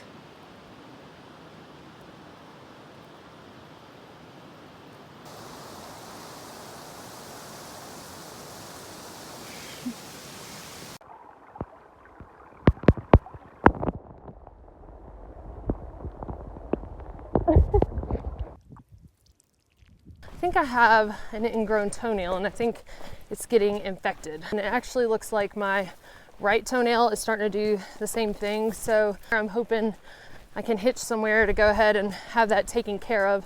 Coming down this climb, I see some bear prints.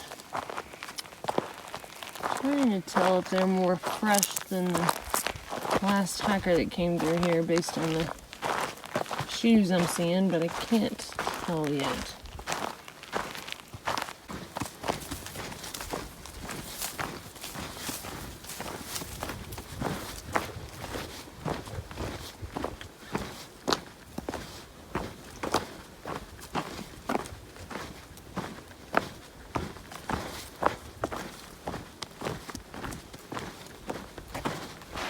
I just saw a bear through the trees over there. Just its silhouette, cannot tell you what kind of bear it was. But I hollered out and I saw it move.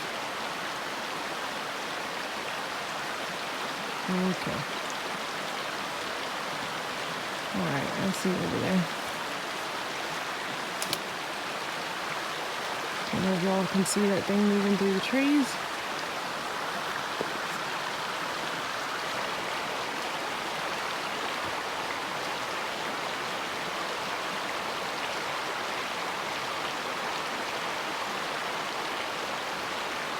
Okay, it's definitely a Grizz.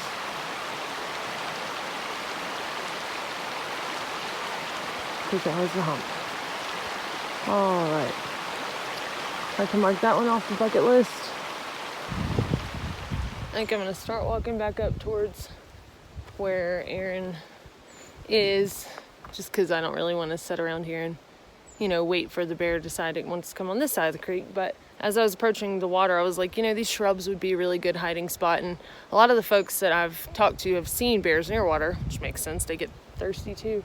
And so anyway, I just kind of yelled out, "Hey, bear." And then I saw something moving in the trees. So it might know that I'm around and just chose to mosey off. But just in case, I'll mosey off. So there is the blood of the previous hiker that came through. Just kidding. I don't know what it is though. It is. It was kind of alarming to walk up and see that though, right after seeing that bear.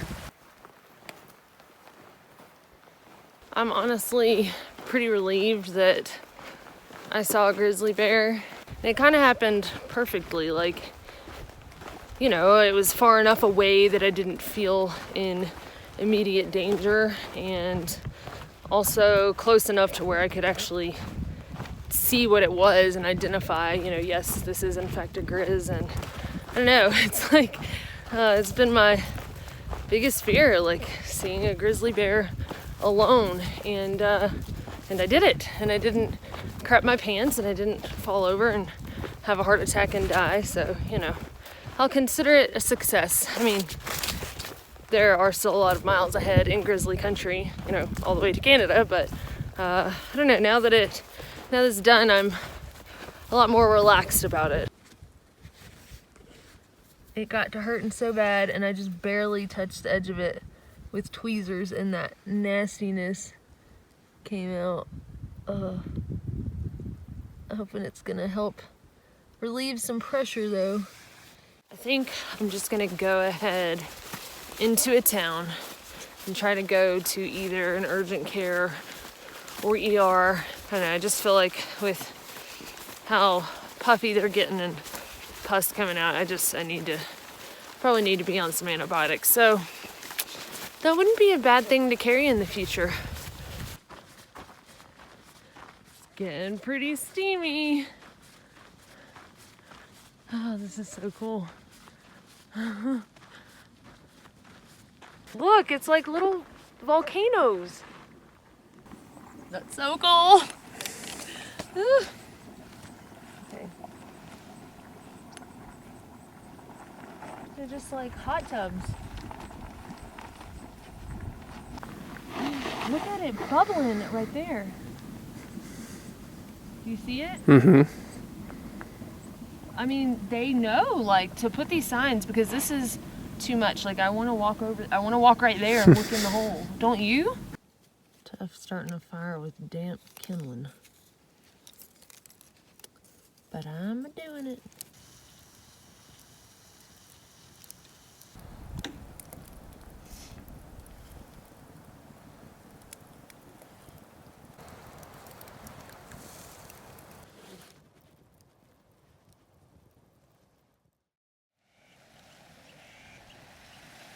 Squirrels are going crazy. Oh. Oh.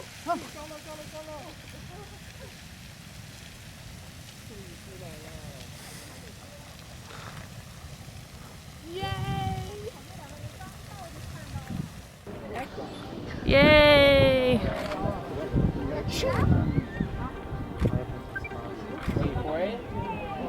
Hey! Oh, that bird. All right.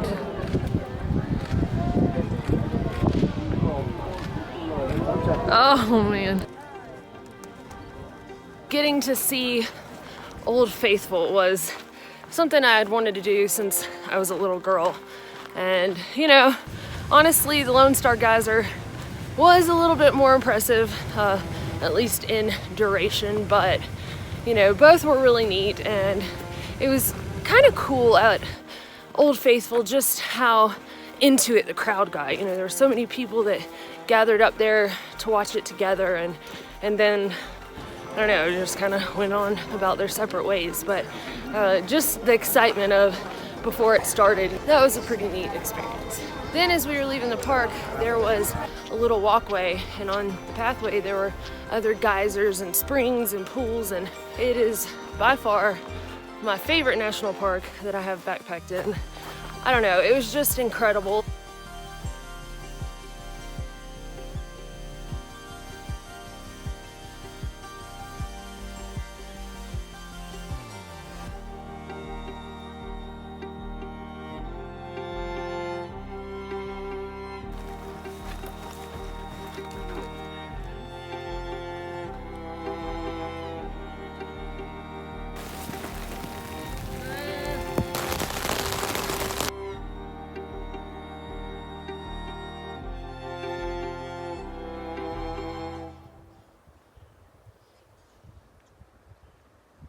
A bunch of birds. Hey, God almighty Jesus. That's what that was. It is raining again. I'm about to brave the storm, and today is my first day trying out these sweet Showa work gloves over my possum down gloves because it's cold out there. A winter weather advisory, yes, even though it's technically still summer, was issued for parts of Montana and Wyoming until 6 a.m. Tuesday morning. The area of southwest Wyoming got its first snowfall of the year yesterday. They are seeing a record cool air mass. They had record cool highs broken in parts of Idaho and Montana. An unseasonably cold storm system dropping several inches of snow on parts of Wyoming, Montana, and Idaho. The first snow of the season, and more is expected for areas above 6,000 feet. It's snowing.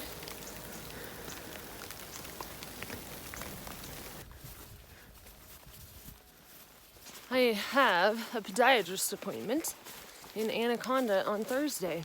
So, gonna go ahead and in there. Oh, that feels great on the toenails. And they said that they can go ahead and cut them out. So, I'm excited. Hopefully, I won't have to be laid up for more than a day or so. I know that there are a couple closures ahead north of Lima somewhere. So I think we're gonna meet Perk in Lima and probably construct our own alternate kind of deal. He was talking about doing it through Beaverhead Deer Lodge National Forest. That way we're not just like on a highway or something like that. That way we get to enjoy some wilderness area. That's one of my favorite things about this trail is that it's very much, you know, choose your own adventure. Like I've mentioned before, it's kind of exciting. Feels very, well, adventurous.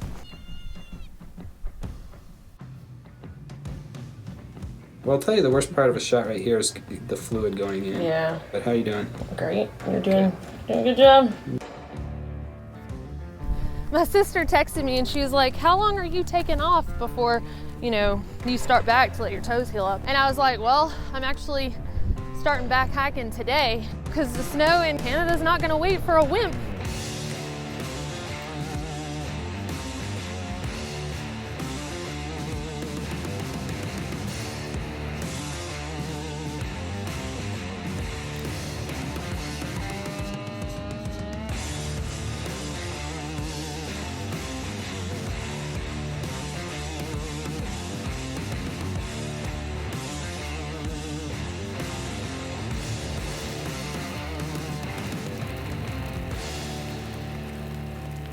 I think this is one of the most beautiful things I have ever seen.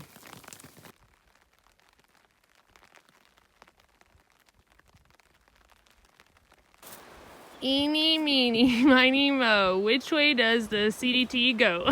This way, that way. I don't know. Just gotta go back to Mexico, start over. Or just flip a coin, you know? All right. Got it. Okay, heads is left. Well, it's tails anyway, so Okay. I guess we go. So we go right. Okay. It's an exciting moment. Signs of civilization.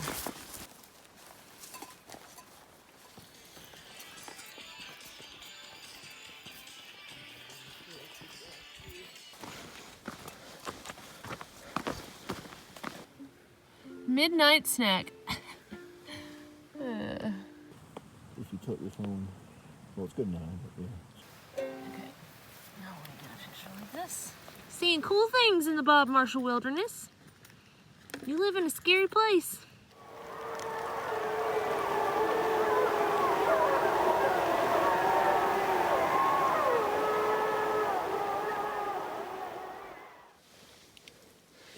What is that?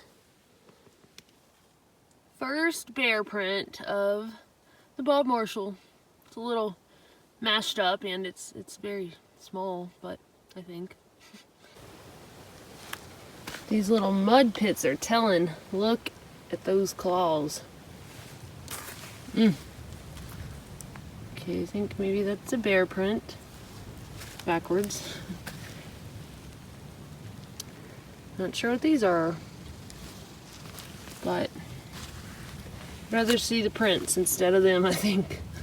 It's so crazy to believe that after this stretch, we'll only have about 100 miles left. Like, I don't know. It is really bittersweet. Like, I think I would be more sad that this is about to come to an end if it wasn't so cold. But now that it's cold and the grizzlies are getting hungrier and hungrier, I'm like, okay, yeah, it's time to get to Canada now. This looks fake. It's the Truman Show. Yeah. It looks like if we walk far enough, we'll hit the backdrop. They've been watching us. And that's why every time we get close to Canada, it storms on us. It rains and snows. They're trying to keep us from hitting the backdrop.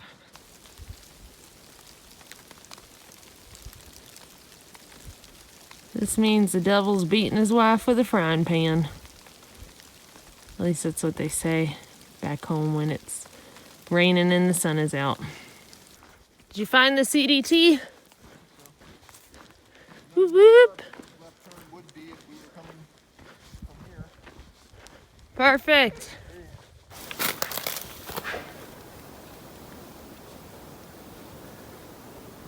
Hey.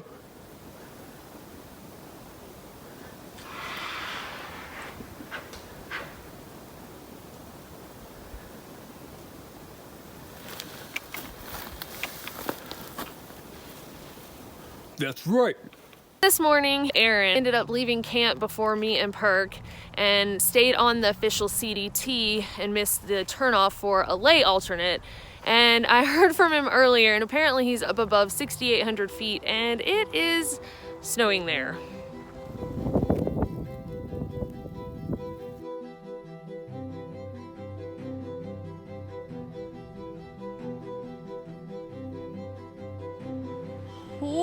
Holy snow moly!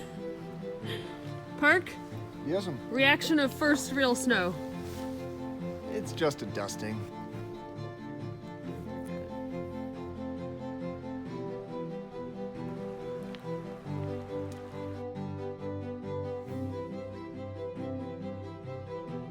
Today we will be reaching East Glacier Village, and it's like Grand Central Station for the northbounders who are about to finish or the ones who have finished, officially entering Glacier National Park.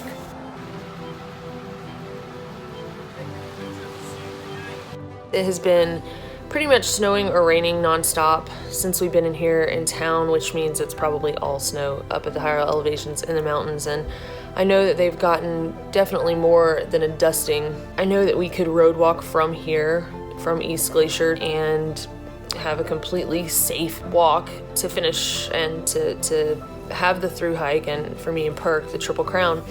But I just, I don't want to do that unless I have to. But we can't know what it looks like until we get up there and just kind of go for it. So we'll see.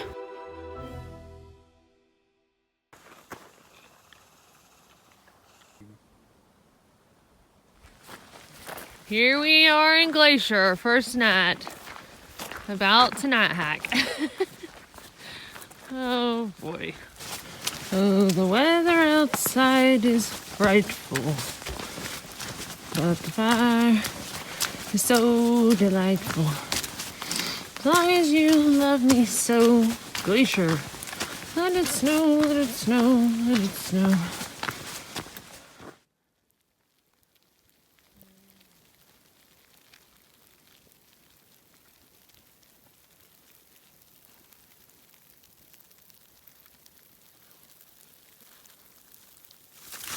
My shoes are definitely frozen.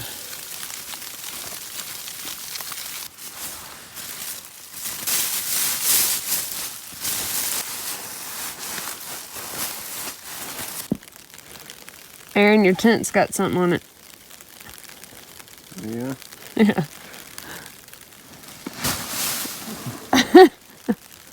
You almost got it all.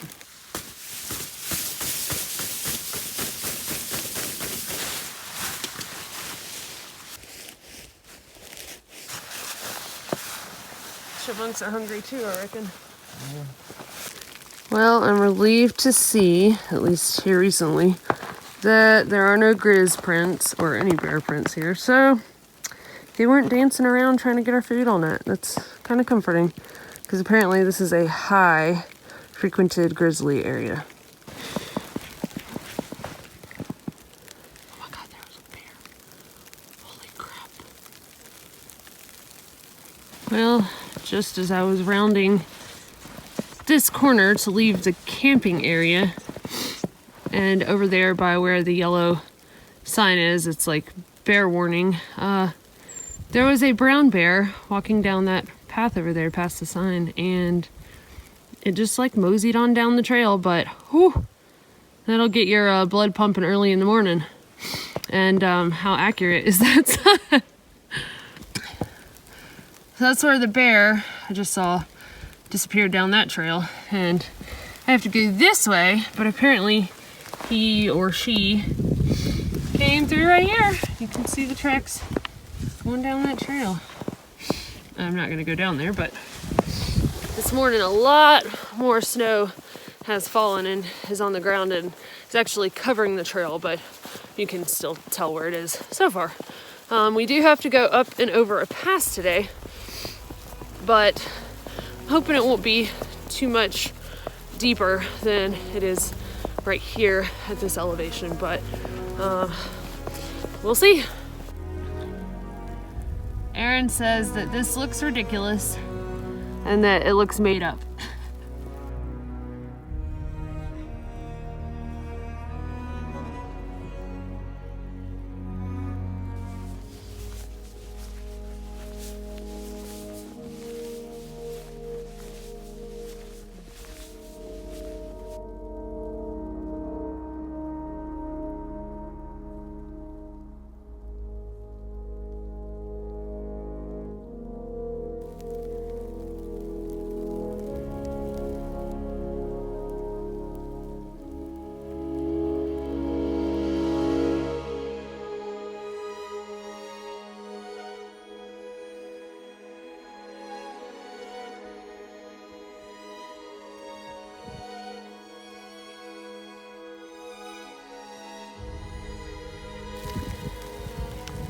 This is where you don't want to go.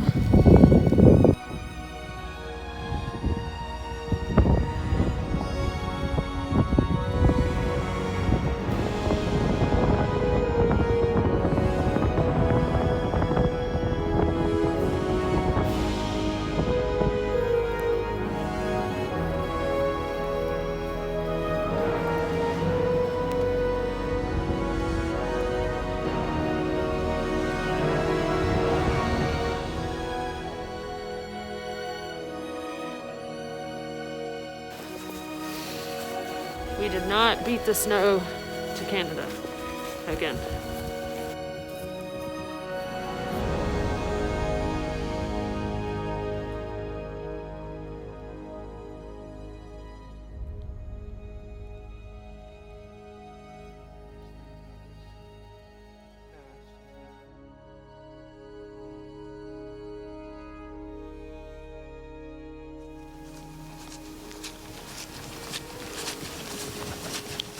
Hey. Creeping behind the trees. I slept with my filter last night so it wouldn't freeze. And as I feared might happen, it froze while I was hiking today. It's like noon and ice is forming in my water bottles. So, I mean, I could have put it in a Ziploc baggie and kept it in my coat. Probably should have, but I didn't. And now I'm just gonna try to be smart about where I collect water from. So there was a lake outlet earlier, and I decided not to drink that water. But there was a small stream earlier, which I'm not crazy about, but have to have something to drink. So anyway, luckily, Giardia usually takes about 2 weeks to kick in, and I should be done by then.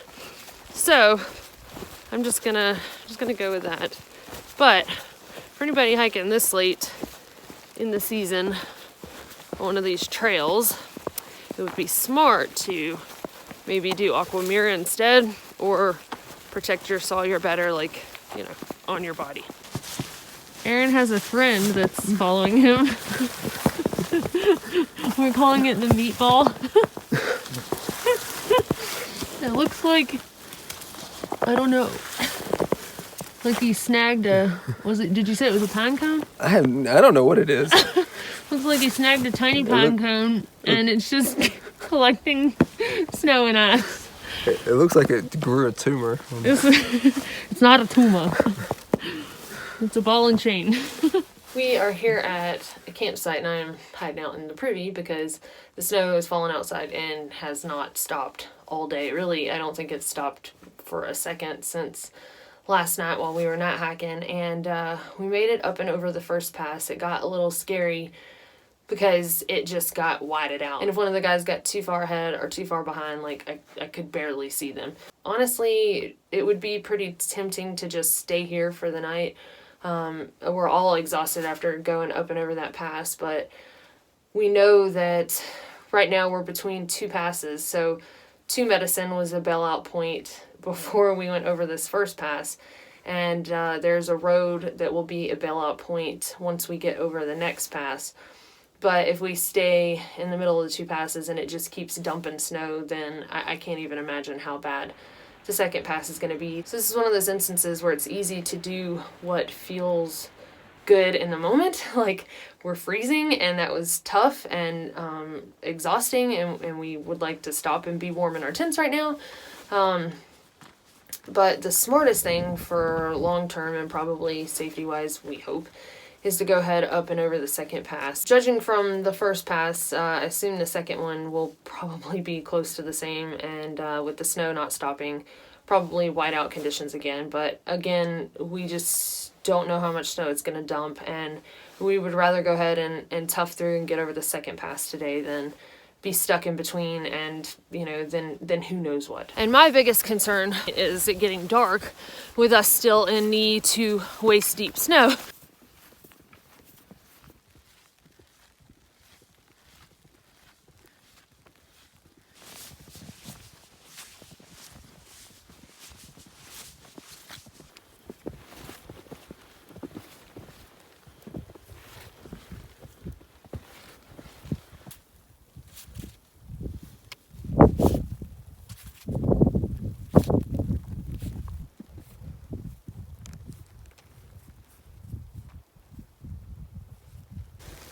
right on the edge of those rocks, you might can see a little outline of a figure. I think it's a goat. Think. Peekaboo. You wondering what these crazy people are doing? Us too.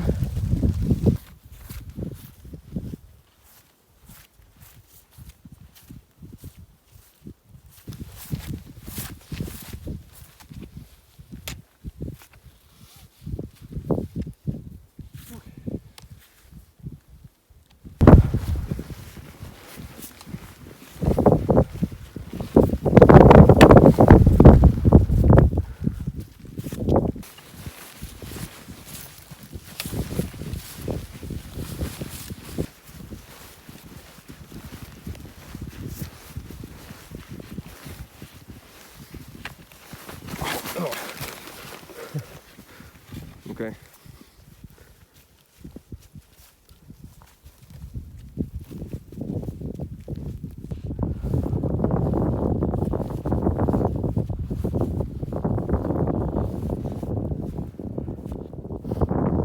Oh, that's dark. That's dehydration. Yeah.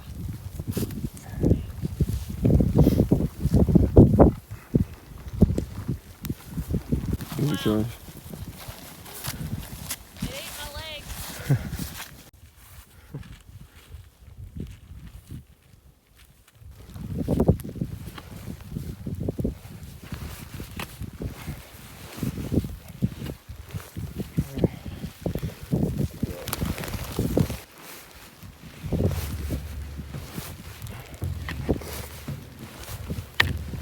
That second pass, well, really both of them were just downright dangerous. And once we got to the other side, in some places it was like hip deep. We were falling a lot because it's hard to see what's under the snow. So it was just very miserable, very cold, very dangerous. And I'm glad that we just kept pushing through, you know, and kept realizing like we're in a bad situation.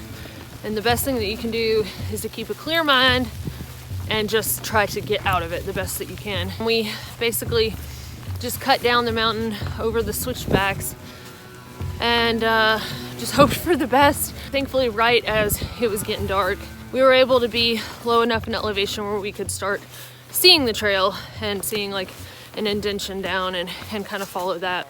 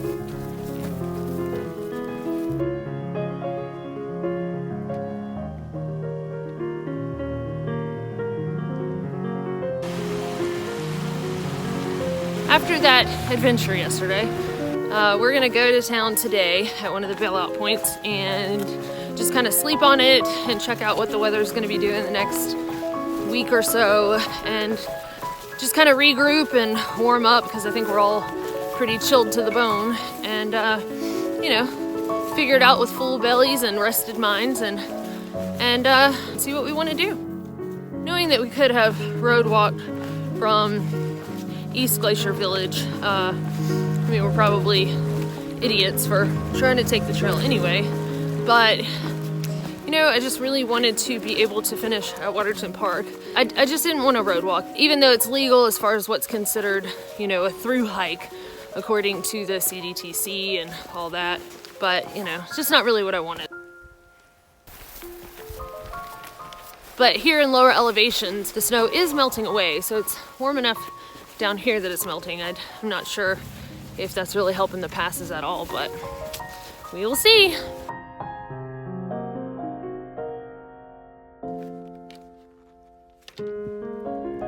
First thing this morning, you know, I ran outside and yeah, there's a lot of snow here in town at lower elevations, so I know up in the mountains there's probably even more than they were predicting. We were hoping maybe there would even be a window where things might warm up in a few days, but there's like not even a window where it's gonna not precipitate for a few days. This is where on a through hike you have to calculate the risk. You know, I certainly have taken many risks on my through hike, but the CDT is a different trail.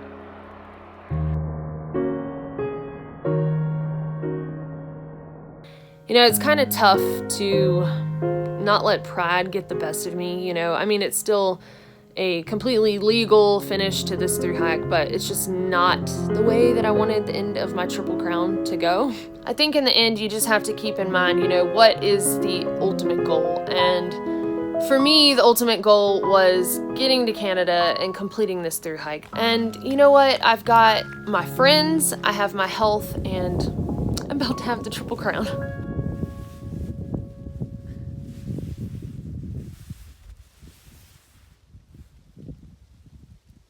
We've only got 8 miles to Bab where we're stopping, and then tomorrow we'll have 19 to the border, and that'll be it.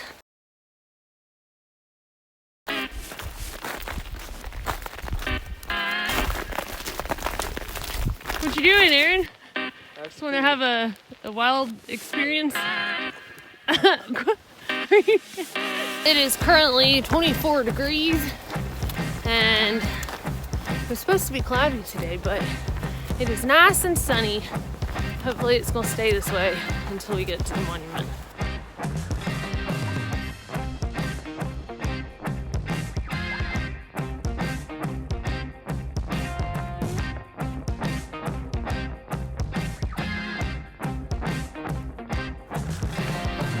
This man on a four-wheeler just pulled up and told us that everybody is watching us. Didn't he, Bert? Are you watching us too?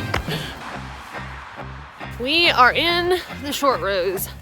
We've got about 2 more miles until we hit the Canadian border, and honestly, it doesn't feel really real. I don't know, it's been like a long time coming. It's been, I mean, 6 months for this trail, but 3 years since I started the goal of the Triple Crown. And I mean, I kind of believe it just because my face is numb, and I mean, I feel like if you're in Canada, your face probably feels numb around this time of year, so. But yeah, I don't know, it's just about to be done, and tomorrow I don't have to get up and hike again. And it's just kind of a crazy feeling that I think can't be explained until you do something like this. And I mean, the exploring won't be done and the adventuring or anything like that, but this particular goal is about to be successful, as long as I don't get hit by a car between now and the border. But it's just, yeah, something that can't be explained and can only be experienced, I think.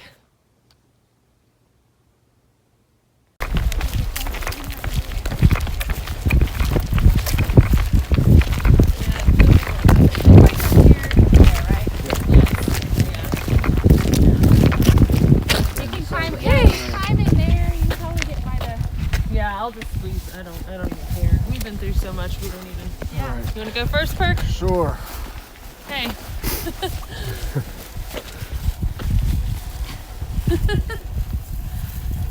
Yay! Do it Rocky style. Okay.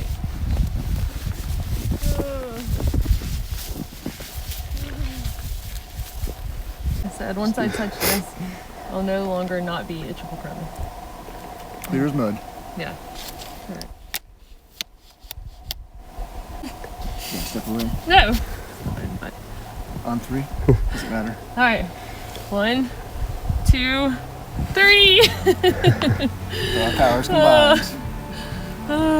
We are triple crowners. High five. That was a terrible high That was five. different.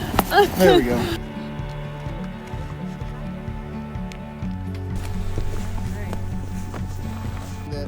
All right, this is Aaron's moment. I don't know how to wear a crown. I ain't never worn one of these things in my life. Oh no, we're up. Can you believe we're here? I think when I originally set out on my first through hike on the Appalachian Trail that I thought maybe I would find all the answers for at least my life. You know, I would know what I was gonna do and know my exact plan and figure out, you know, just more answers. And I don't think that the Triple Crown has even gotten me all the answers, and that really it would give anybody all the answers. But I think it certainly has allowed me room to change and to learn and to grow as a person. I learned to overcome fears, to calculate risks, to be humbled by nature and roll with the punches, and to turn the negativity of naysayers into fuel to allow me really to believe in myself. If you find yourself in life going along the path that somebody else has created for you, choose your adventure. The only person that you need to believe in you to be successful in your life is yourself. And while I'm absolutely thrilled to be a Triple Crowner, and the destination has driven me throughout the past 3 years, I do have to admit that the ups and downs of the journey is what makes the destination so sweet.